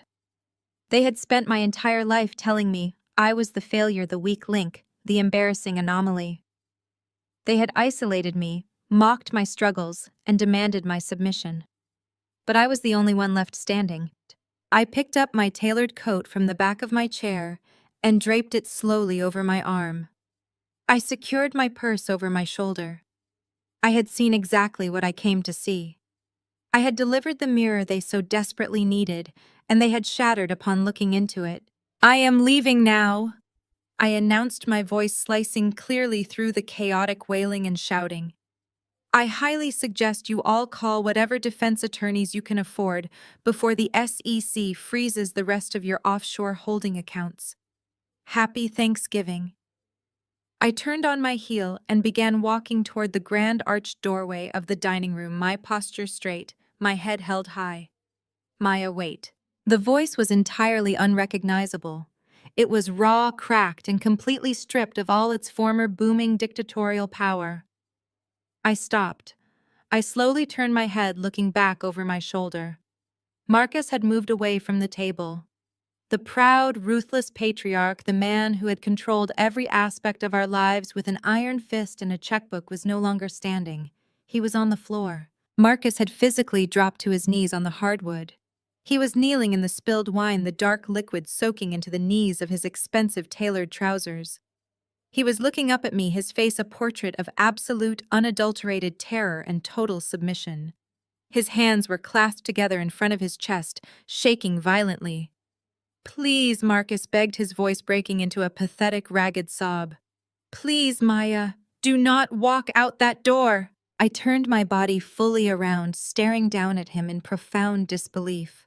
The sight of my father kneeling before me, begging for mercy, was something I had never in my wildest dreams imagined I would witness. "The bank is going to foreclose on this house by the end of the month," Marcus cried, tears streaming openly down his weathered face. "They are going to take everything. The cars, the club memberships, the business assets. We will be completely destitute. We will have absolutely nowhere to go. Preston's accounts are frozen, but yours are not. The deed to your grandfather's land is free and clear. It is the only unencumbered asset this family has left." He reached out his trembling hands, grasping desperately at the empty air between us. "I know I have been hard on you," Marcus pleaded, his voice rising in panic as he saw the completely unmoved, icy expression on my face. "I know I was wrong. I was wrong about Preston. I was wrong about your business. But we are your family, Maya. You are my daughter. You cannot let us lose our home. You cannot let them throw us out into the street. Sign the deed. Please, I am begging you on my hands and knees. Sign the land over to me so I can sell it to Arrow Vanguard. Save this family, Maya. Save your mother. Save your sister. Save us." He looked up at me, his eyes wide and desperate, waiting for the ingrained lifelong conditioning of a daughter's guilt to finally kick in and force my surrender. I looked down at the man who had terrified me for my entire childhood. Marcus Vance, the great patriarch, kneeling in a puddle of expensive wine, his tears mixing with the ruin of his pride. For 28 years, I had craved his approval. I had twisted myself into knots, sacrificed my sleep, my health, and my peace of mind just to earn a single nod of validation from him. I had allowed his harsh, dismissive words to dictate my self-worth. Now, staring at his trembling, outstretched hands, I waited for the familiar, suffocating wave of daughterly guilt to wash over me. I waited for the ingrained urge to fix everything, to sacrifice myself one more time so they could maintain their illusion of perfection. I waited, but the guilt never came. Instead, I felt a profound, absolute stillness. The space inside my chest where that fear used to live was completely empty, replaced by a structure of solid, unyielding steel. Sign the deed. I repeated, my voice entirely devoid of emotion. It was not a question. It was a cold echo of his desperate plea. You want me to sign away my grandfather's legacy to save a house that you financed with stolen money. You want me to bail out a man who just triggered a federal investigation so you can preserve your standing at the country club. Maya, please. Marcus begged, his voice cracking into a high, pathetic register. You are the only one who can fix this. We will lose everything. The bank is going to take the house. I tilted my head, looking at him with the detached curiosity of a scientist observing a microscopic specimen. I slowly reached into the sleek leather tote bag, resting on my shoulder. My mother let out a sharp, hopeful gasp. Valerie actually thought I was reaching for a pen. She thought, even after everything that had just transpired, that I was going to pull out a Mont Blanc sign, my name on the dotted line, and willingly step back into my assigned role as the family scapegoat and savior. Jasmine stopped sobbing for a fraction of a second, her tear-streaked face lifting toward me with a desperate, greedy anticipation. My hand emerged from the bag, but I was not holding a pen. I was holding a thick-bound stack of legal documents. I tossed the paperwork onto the dining table. It landed with a heavy, definitive thud right next to the ruined, uneaten turkey. The ambient light from the chandelier caught the bright, glaring red notary stamp pressed firmly onto the top page. Marcus stared at the stack of paper. His trembling hands hesitated in the air.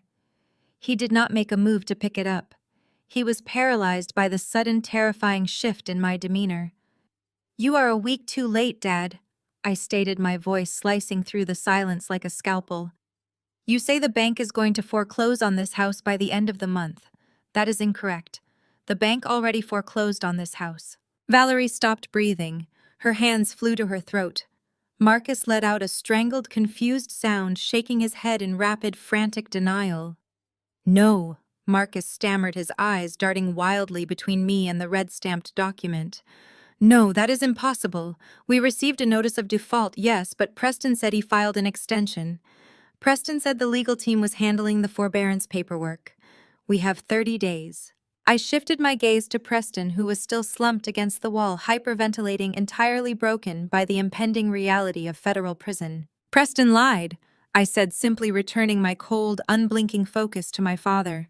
He did not file an extension because you cannot file an extension on a fraudulently acquired commercial equity line that is already under federal scrutiny. He hid the final notices from you. The non-judicial foreclosure process in this state is remarkably swift when the underlying asset is tied to a criminal investigation. The bank seized this property last Monday. It went to a private expedited auction on Thursday morning. Jasmine let out a fresh, piercing shriek. She scrambled backward on the floor, clutching her head. No, she wailed. No. This is my home. This is my house. It is not your house, Jasmine, I corrected her, my tone dropping to a deadly quiet frequency. It never was. It was a bank asset, and then it was a liability. And as of Thursday morning, it officially became the property of an anonymous corporate buyer. Marcus grabbed the edge of the table and pulled himself up. His legs were shaking so violently he could barely stand. He reached out and snatched the legal documents from the table. His eyes scanned the heavy, dense legal text, darting desperately across the paragraphs, looking for a loophole, a mistake, a reason to call me a liar. I watched his eyes track down to the final page. I watched him read the name of the purchasing entity. I watched him read the signature of the controlling shareholder. The color drained from his face so completely, I thought he was going to have a heart attack right there in the dining room. The papers slipped from his fingers, scattering across the wet, wine-stained floor. Valerie lunged forward, snatching one of the pages from the floor. She read it, her eyes widening in absolute paralyzing shock. She looked up at me, her face contorted in a mask of pure horror. Maya Valerie whispered, her voice barely audible over the sound of her own trembling breath. "What have you done?" I squared my shoulders, stepping fully into the light, commanding the entire room with an absolute terrifying authority. "I bought it," I announced, every syllable ringing with total devastating finality. "I paid cash. The anonymous corporate entity that purchased this sprawling, pretentious Buckhead estate at the foreclosure auction is a subsidiary of my firm. I own the mortgage. I own the land. I own the walls you are currently standing inside." The silence that followed was absolute. It was the silence of a bomb detonating, sucking all the oxygen out of the room before the shockwave hits. "You bought our house," Marcus choked out, staggering backward as if the floor beneath his feet had suddenly turned to fire. "How? How could you possibly afford a $7 million estate? You are a freelancer." "I am a CEO," I corrected him sharply. "I have been for 5 years. While you were funding Preston's fraudulent gambling habits and paying for Jasmine's luxury cars, I was building an empire. I secured exclusive government contracts. I built a multi-million-dollar compliance agency from the ground up. I did it quietly. I did it without your money, without your name, and without your approval. I have more liquid capital in my secondary operating accounts right now than your golden son-in-law ever saw in his entire miserable career." Jasmine scrambled to her feet. She stared at me, her eyes bloodshot and wild, her brain desperately trying to process the fact that the sister she had relentlessly mocked for years was now her landlord. "So you are going to let us stay?" Jasmine gasped, a sudden frantic delusional hope lighting up her ruined face. "You bought it to save us. You bought it so we do not have to move. You are going to let us keep the house." I turned my head slowly, looking at my sister with a profound, icy pity. I looked at the imported Italian marble floors. I looked at the custom crown molding the absurd crystal chandelier, the massive, pretentious dining table where they had planned to emotionally execute me just an hour ago. "Let you stay," I repeated softly, tasting the absolute absurdity of her delusion. "Jasmine, why on earth would I let you stay in a house I am scheduled to demolish?" Valerie let out a choked, dying gasp. "Demolish." I smiled, and it was the coldest thing any of them had ever seen. "I did not buy this property to live in it." I explained, my voice perfectly steady, perfectly ruthless. "And I certainly did not buy it to operate a charity ward for the people who abused me my entire life. I bought this property because it sits on a prime, highly sought-after commercial corridor. I have already filed the permits. The demolition crews are booked for the second week of December. I am going to bulldoze this entire pristine multi-million-dollar monument to your fake superiority, and I am going to pave it over." I took a slow step toward the door, my eyes locking onto Marcus's shattered face. "It is going to make a spectacular parking lot for my firm's new corporate transport fleet," I stated brightly. The zoning for commercial transport storage was surprisingly easy to secure once the bank cleared the residential covenants. "You have exactly 14 days to vacate my property before the bulldozers arrive." For a long, suspended moment, the room was entirely silent. The reality of their total, inescapable ruin pressed down on them like a physical weight. They had lost the money. They had lost the prestige. They had lost the house. And the person who had orchestrated their final humiliating defeat was the exact person they had invited over to victimize. Then a sound broke the silence. It was a laugh. It started as a low, wet chuckle bubbling up from the corner of the room. It escalated rapidly, twisting into a harsh, grating, completely unhinged cackle. Everyone turned. Preston pushed himself off the wall. His expensive suit was torn and stained. His face was flushed with a frantic, feverish mania. He pointed a shaking, accusatory finger directly at my face, his eyes wide and completely detached from reality. "You are lying!" Preston shrieked, his laughter echoing maniacally off the walls. "You are completely crazy. You think we are going to believe this. You think we are going to believe that a pathetic, lonely failure who rides the public bus and lives in a cramped downtown apartment just bought a $7 million estate in cash. You are insane, Maya. You are having a psychotic break." I did not blink. I did not flinch. I let Preston's manic, spit-flecked laughter echo against the vaulted ceilings, washing over me like a warm, utterly meaningless breeze. He pointed his trembling finger at my face, his eyes wide and completely unmoored from reality, desperately clinging to the only narrative his fragile, shattered ego could comprehend. "A public bus." I repeated, my voice dropping to a low conversational murmur that instantly commanded the room, forcing his hysterical laughter to die in his throat. "You think taking public transportation makes me a failure? You think a leased Mercedes, a fake Rolex, and a mountain of credit card debt make you a titan of industry? That right there, Preston, is exactly why the Securities and Exchange Commission is currently tearing your downtown office apart, and why I am standing here holding the deed to your father-in-law's house." I took a slow, deliberate step toward him. He shrank back against the wall, his bravado evaporating the closer I got. "Real wealth is quiet, Preston," I stated, enunciating each word with surgical precision. "Only broke, desperate people driving vehicles they do not own need to scream about how rich they are.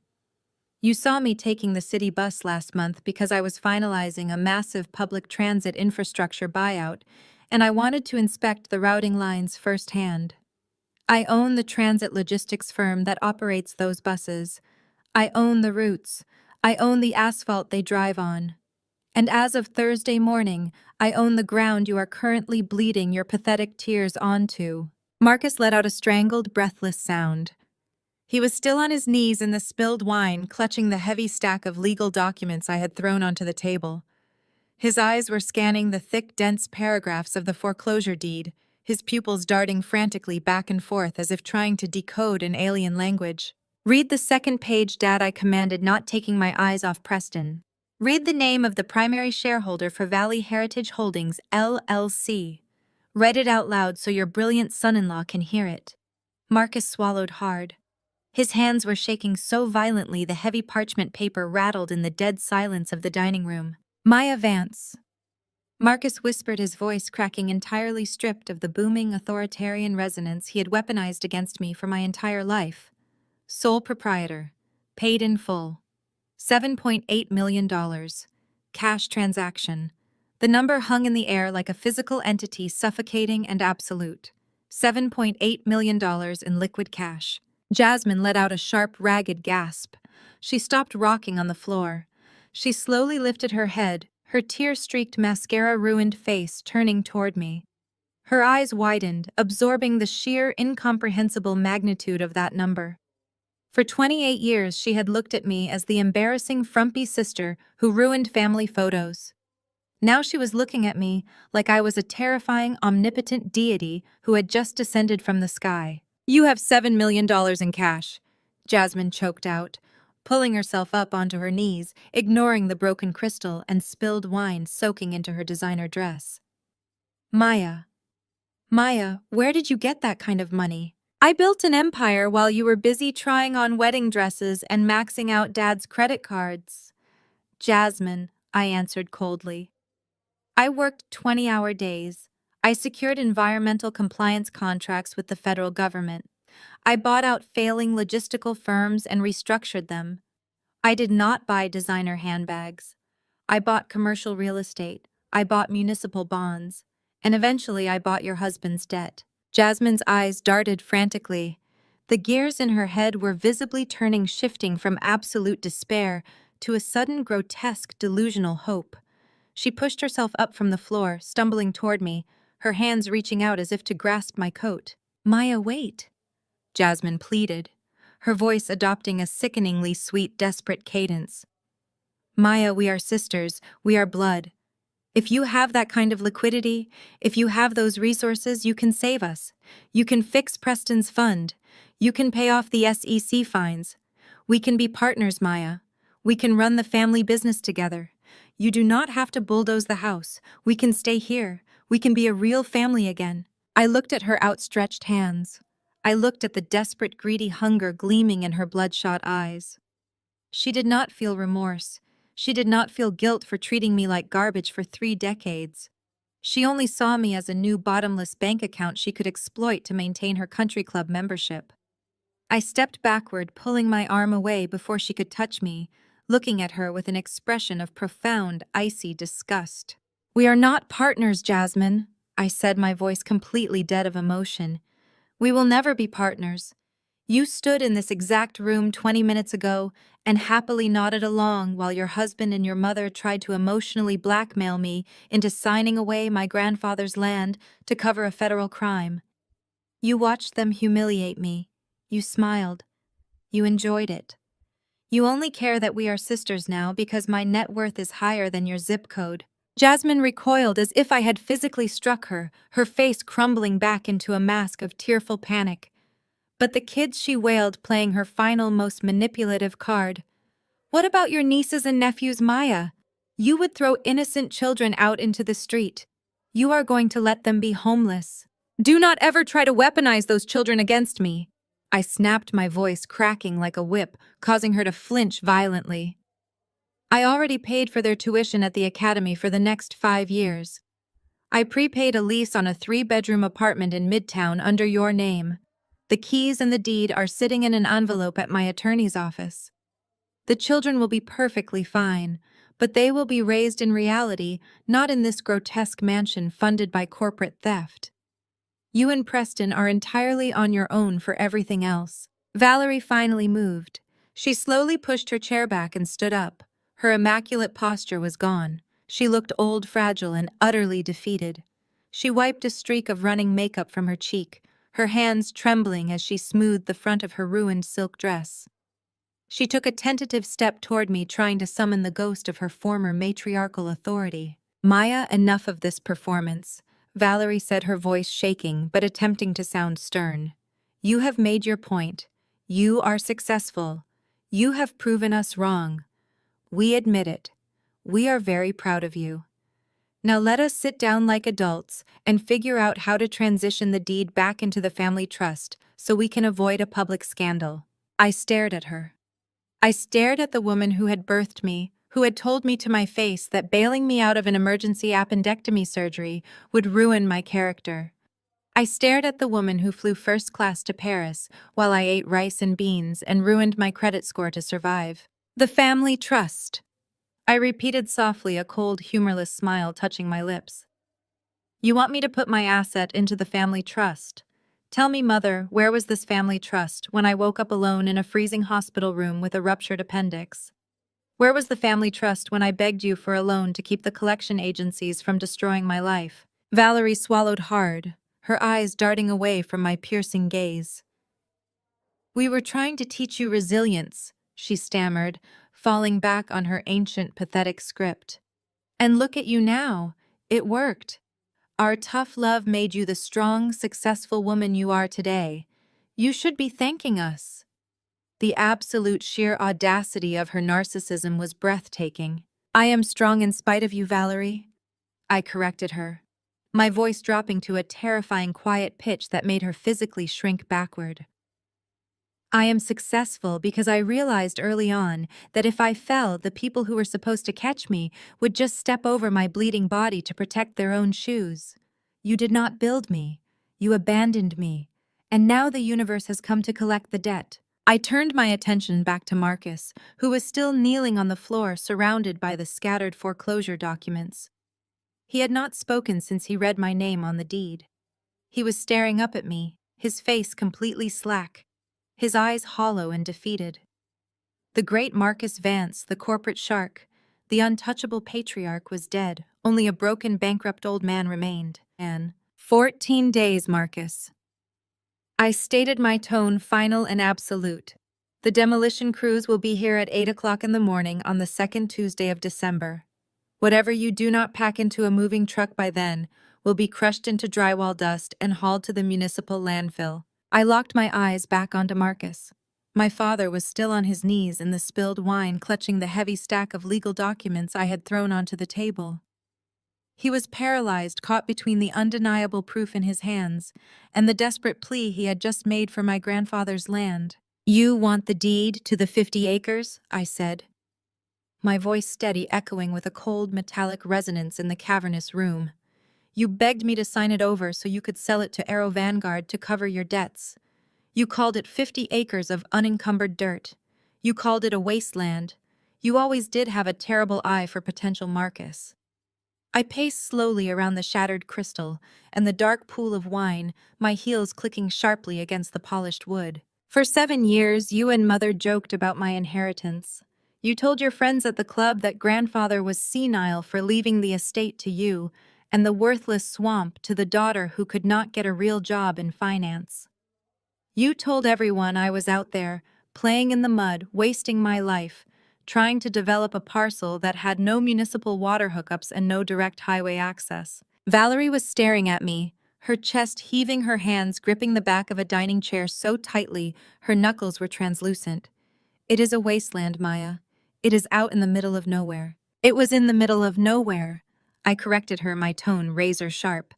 "7 years ago. But geography is a matter of perspective, and value is a matter of infrastructure.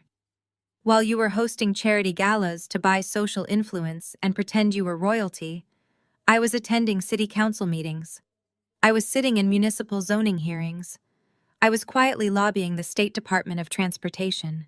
I stopped pacing and looked directly down at my father. He was staring up at me, his mouth slightly open, the realization beginning to claw its way through his denial. "Arrow Vanguard does not want to buy 50 acres of dirt from you, Marcus," I continued, unleashing the facts with lethal practiced precision. "They want to buy that land because they desperately need access to the East Coast megahub that currently sits entirely within its borders. A hub that I designed, funded, and built from the ground up." Marcus's jaw slackened. He blinked repeatedly, his brain violently rejecting the information. "I secured the commercial zoning 5 years ago," I stated, driving the words into him like nails into a coffin. "I paved the roads. I brought in the heavy-duty municipal water lines and the industrial electrical grids. I transformed that useless muddy swamp into the most strategically positioned logistics and freight transfer station on the entire eastern seaboard. It intersects directly with the new interstate bypass, a bypass I successfully campaigned to have routed right past my property line." Jasmine was clutching the edge of the table, her eyes darting frantically. "A transfer station? You own a trucking station." "I own the central nervous system of East Coast commercial transport," I stated, my voice dropping to a terrifying absolute calm. "Amazon, FedEx, global shipping conglomerates. They all lease space from my firm. They pay me millions in operational fees every single month just to route their fleets through my automated gates. That is where the cash came from to buy your bank-owned mansion. That is how I wiped out your husband's debt just to watch him squirm. Arrow Vanguard offered you a few million because they assumed you could bully your failure of a daughter into signing away the deed for pennies. But they already came to me directly." I let the absolute silence of the room stretch out for a long, agonizing second before delivering the final fatal blow. "They offered me $1.2 billion for the operational rights last Tuesday. I turned them down." The number dropped into the dining room like a physical weight, cracking the very foundation of their reality. $1.2 billion. Valerie swayed on her feet, letting out a choked, wet gasp. She lost her grip on the chair and slumped heavily against the wall, sliding down until she hit the floor. Marcus let out a sound that was half gasp, half wretched sob. He collapsed backwards, sitting heavily on his heels in the puddle of wine, his arms falling limply to his sides. The realization was breaking them in real time, tearing apart every single assumption they had ever held about me, about themselves, and about the world they thought they controlled.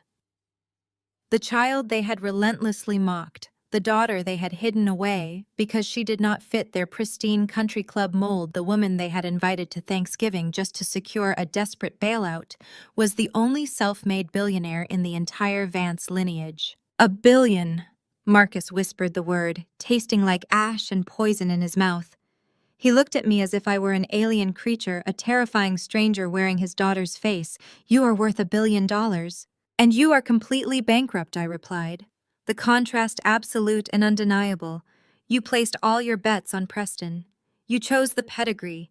You chose the smooth-talking finance bro because he looked good in a tailored suit and knew how to play golf with your investors. You handed him your life savings, and he fed it into a digital shredder to cover his illegal margin calls. You groomed Jasmine to be a hollow trophy, and now she is the wife of a federal criminal who is going to spend the next decade in a minimum security prison. I turned my gaze to my mother, who was weeping silently on the floor, her pristine image entirely eradicated. You looked at me and saw a disappointment because my hands were dirty from building an actual foundation, I said, my voice echoing off the high ceilings. You traded your entire family's future for a fragile illusion of superiority. And now the illusion is gone. The money is gone. The house is gone. I looked at the four of them, truly taking in the pathetic tableau they presented. The cold, untouched Thanksgiving turkey, the stained Persian rug, the shattered crystal, the weeping, broken people who had once thought they ruled the world. I felt no pity. I felt no vindication. I simply felt done. The ledger was balanced. The accounts were finally settled. "You asked me to save this family," I said, my tone flat and dismissive. "But there is no family left to save. There is only a collection of greedy, superficial strangers trapped in a house they no longer own. I am not your savior, Marcus. I am your landlord, and your lease has officially expired." I turned away from them, adjusting the strap of my sleek leather tote bag on my shoulder. I did not need to hear their apologies. I did not need to hear their desperate weeping bargains. Their power over me was entirely and permanently extinguished. I stopped walking. I raised my left wrist, pulling back the cuff of my tailored coat to check the time on my minimalist watch. It was exactly 9 o'clock, right on schedule. At first it was just a low vibration, a subtle tremor that seemed to originate from the frozen ground beneath the hardwood floors. Marcus looked up from his puddle of wine, his brow furrowed in panicked confusion. Valerie tightened her grip on the baseboard. Jasmine froze her breath, hitching in her throat. Then the sound began to build. It was a heavy mechanical roar, a deep rhythmic thrumming that grew louder and more aggressive with each passing second. It tore through the quiet, affluent stillness of the elite Buckhead neighborhood, an utterly foreign, violent noise in this enclave of silent luxury. The antique crystal chandelier above the dining table began to sway, the glass prisms clinking together in a frantic rising tempo. The floorboards vibrated violently against the soles of my shoes. Jasmine scrambled backward, covering her ears, her eyes darting toward the grand front windows. "What is that?" she screamed over the escalating noise, pure terror radiating from her voice. "What is happening?" The rumbling swelled into an absolute deafening roar, a mechanical thunder that seemed to surround the entire estate. The massive floor-to-ceiling glass windows of the dining room began to rattle violently in their frames, vibrating with such intense force it looked as though they might shatter inward at any moment. My smartphone illuminated in my hand, buzzing with a priority incoming call. The sharp, precise ringtone sliced clearly through the deafening mechanical thunder vibrating outside. I tapped the screen and lifted the device to my ear, completely ignoring the frantic, terrified expressions of the people cowering around the dining table. Director Vance, a crisp, professional voice announced over the line. "The fleet has approached our designated coordinates. We are initiating touchdown protocols on the primary lawn." I slipped the phone back into my pocket. Brilliant, blinding white searchlights suddenly slashed through the shaking window panes. The intense beams swept across the darkened dining room, illuminating the spilled wine and shattered crystal in stark strobe-like flashes. The noise escalated into a concussive, chest-rattling roar. Through the vibrating glass, the source of the mechanical thunder finally revealed itself. 4 massive pitch-black jet helicopters descended simultaneously from the night sky.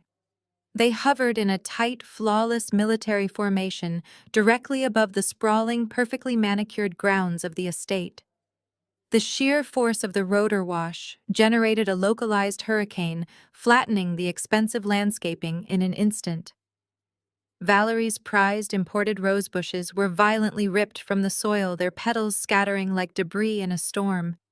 Heavy wrought iron patio furniture was lifted and hurled effortlessly into the glowing blue waters of the swimming pool. Marcus pressed his hands against the glass, his eyes wide and unblinking, watching the literal destruction of his kingdom. Jasmine covered her mouth, stifling a hysterical scream as the reality of my absolute power materialized right in her backyard. Emblazoned across the sleek dark tail of each aircraft was the sharp, unmistakable silver logo of Aero Vanguard. They touched down with a synchronized heavy thud that reverberated through the very foundation of the house.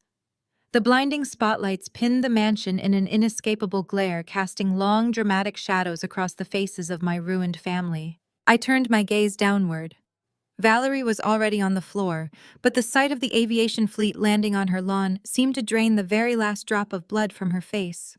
She was completely white, her jaw trembling as she stared out the window in catatonic horror. "You were right about one thing, Mother," I said, my voice cutting cleanly through the fading whine of the slowing helicopter rotors. "I do not own 3 luxury cars. I own an entire aviation fleet." Valerie's eyes rolled back. She slumped sideways against the wainscoting, physically collapsing under the crushing, undeniable weight of a class superiority she could not even begin to comprehend. The pristine, untouchable matriarch was utterly broken, reduced to a trembling, impoverished shadow in her own foreclosed home. Outside, the heavy side doors of the 4 helicopters slid open in perfect unison.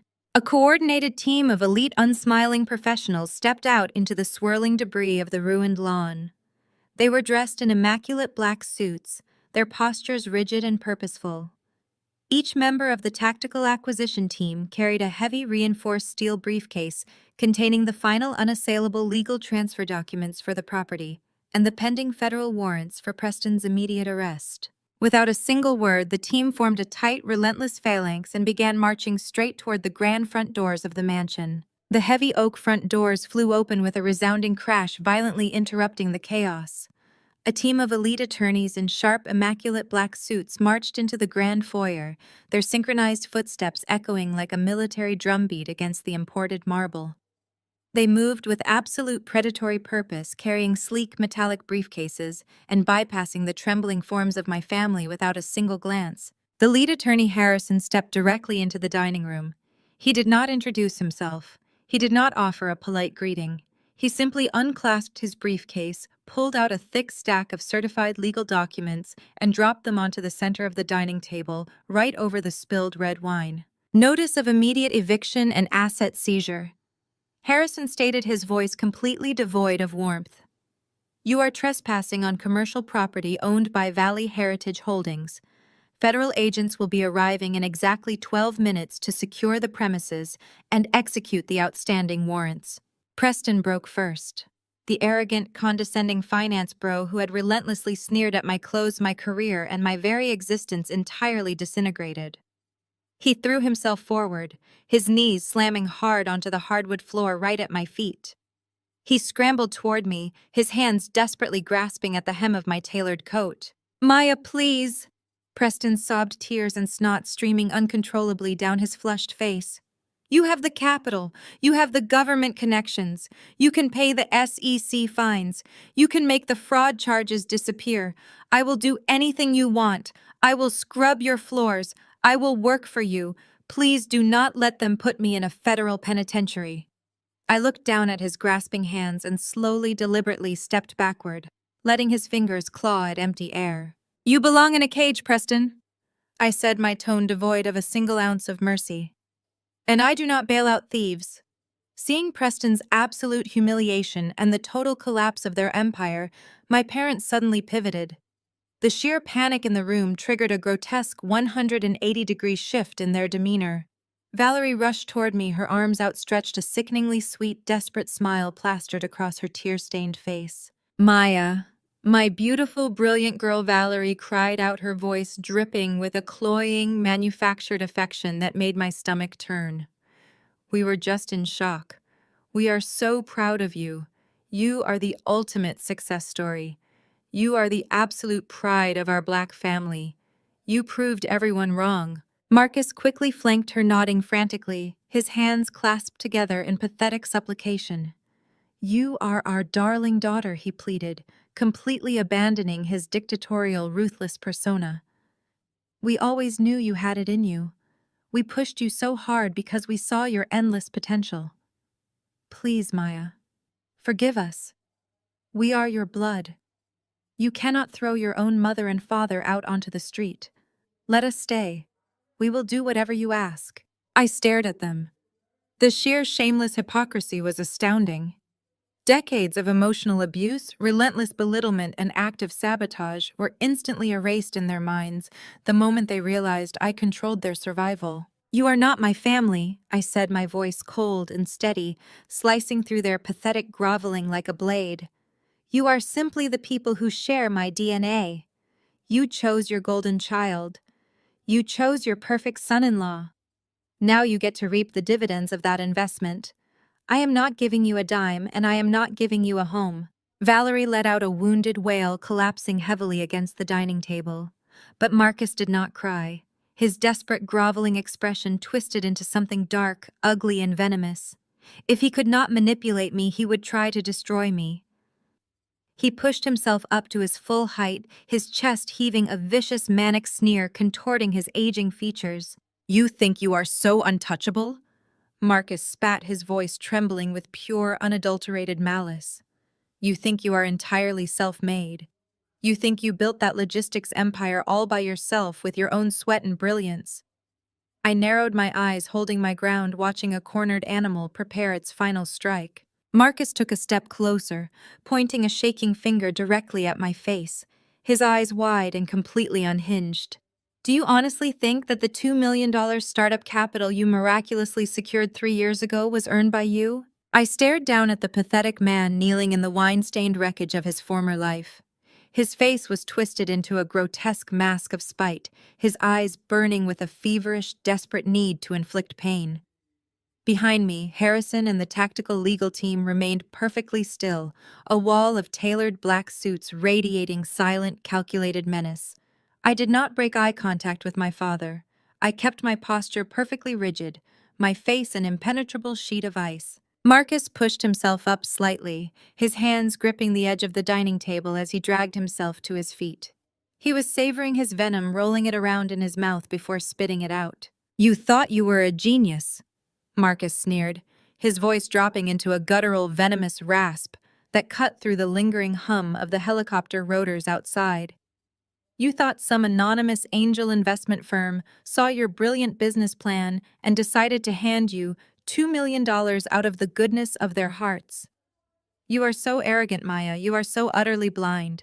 Valerie let out a confused whimper from her spot on the floor. Jasmine stopped breathing, her eyes darting between her father and me. That money came from a shell corporation tied to an offshore account, Marcus stated, pointing a shaking accusatory finger directly at my chest. An account set up by my mother, your precious grandmother. She bypassed the entire family trust just to secretly funnel her private wealth to you. She knew my firm was struggling. She knew I needed liquidity to satisfy my creditors. And instead of saving her own son, she locked $2 million in a blind trust for the daughter who was busy playing with dirt in the suburbs. I did not give him the satisfaction of a flinch.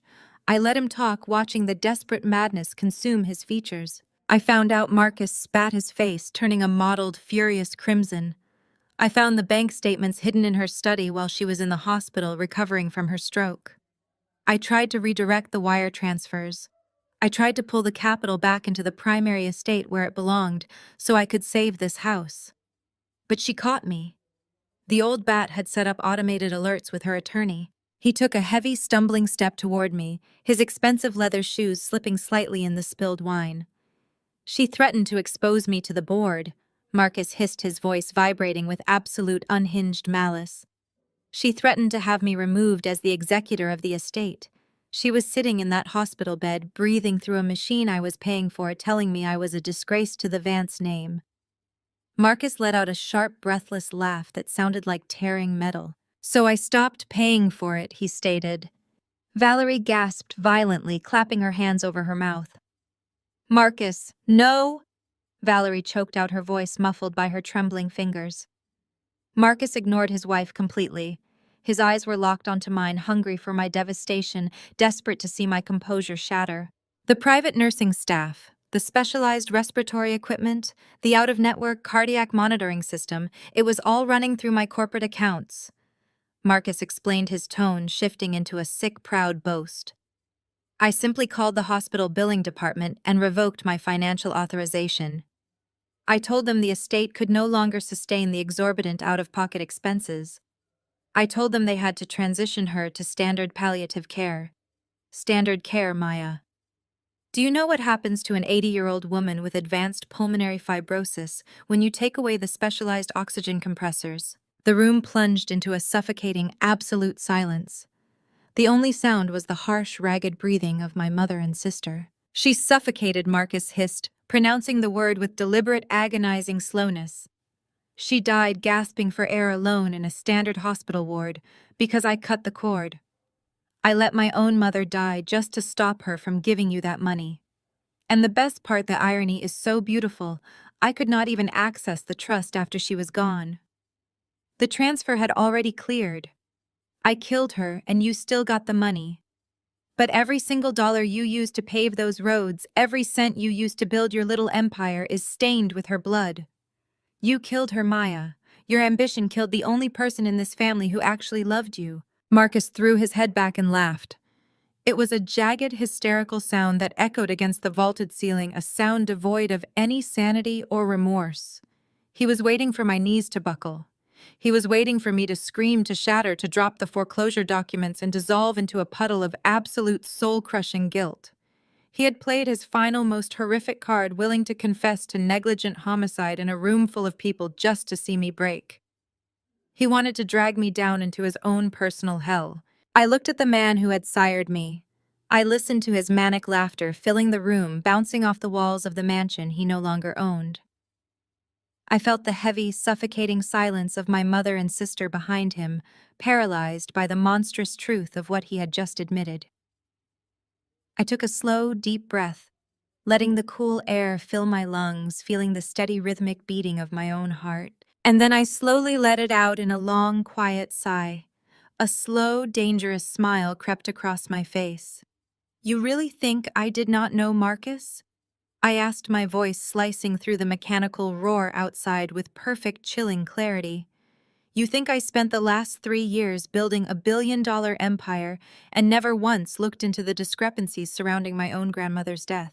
Marcus faltered, his manic grin slipping, replaced by a sudden sickening shadow of doubt. He stared at my smile, realizing too late that it was not a smile of shock, but the smile of a hunter watching the trap spring shut. "I have known for exactly 2 years and 4 months. I stated, stepping toward him, forcing him to instinctively back away.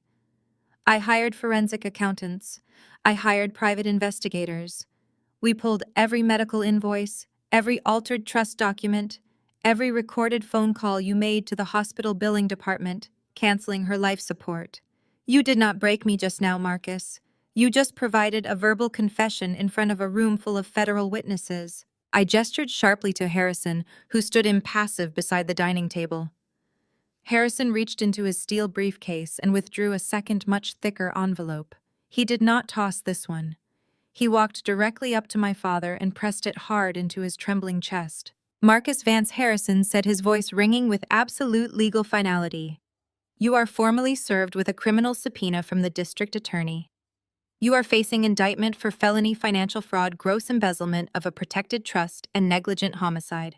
The heavy envelope slipped from Marcus's hands, hitting the floor with a dull thud. He looked down at it as if it were a venomous snake. The blood entirely drained from his face, leaving him looking like a hollow, terrified ghost. "You see," I continued, my voice echoing off the walls, "I did not just come here to take your house. I came here to take your freedom. I wanted you to feel exactly what she felt. I wanted you to feel the air being slowly, methodically sucked out of your life until you had absolutely nothing left. As if on cue, the sharp, piercing wail of police sirens pierced the night, harmonizing with the thrum of the helicopter blades. Flashing red and blue lights began to dance violently against the front windows, mixing with the stark white spotlights of my aviation fleet. Dozens of police cruisers were swarming the long circular driveway, barricading the estate. Valerie let out a piercing, hysterical scream, burying her face in her hands. Jasmine collapsed onto the floor next to Preston, both of them paralyzed by the sheer magnitude of their complete and utter destruction. Marcus stood frozen, his eyes darting frantically toward the flashing lights, his breathing coming in shallow, ragged gasps. "The authorities are waiting for you at the front gate, Marcus," I said, turning my back on him for the final time. "I highly suggest you do not make them wait."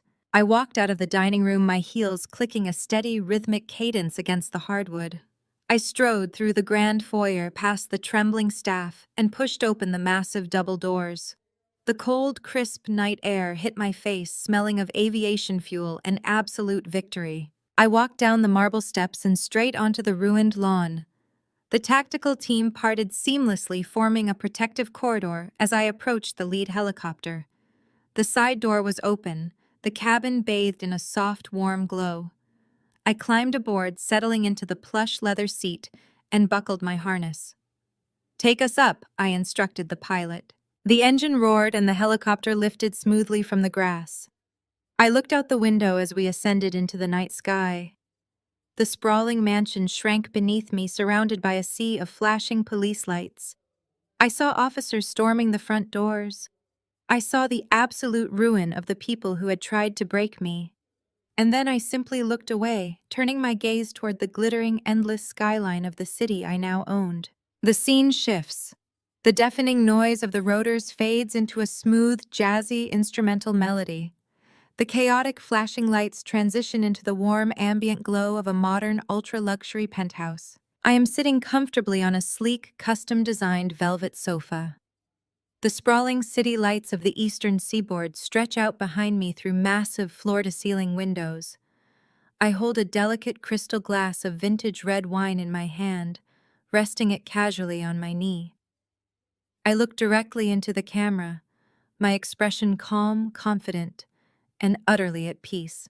"It has been 6 months since that Thanksgiving dinner," I say, my voice smooth and conversational. "Preston was denied bail.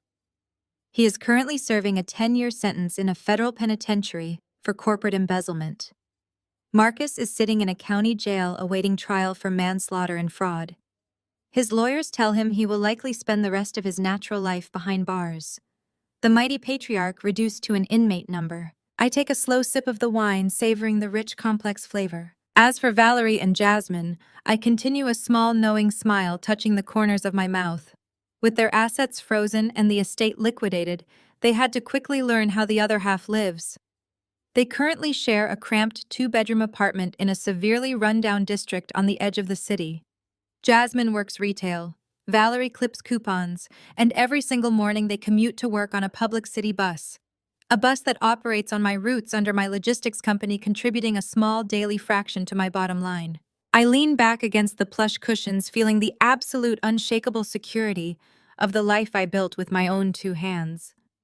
Bloodline is not a privilege to exploit, I state clearly, holding the gaze of the lens.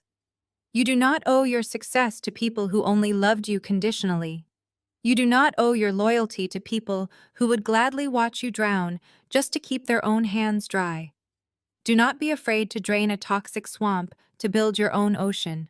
I raise my glass of wine toward the camera in a final victorious toast. I smile. The screen slowly fades to black.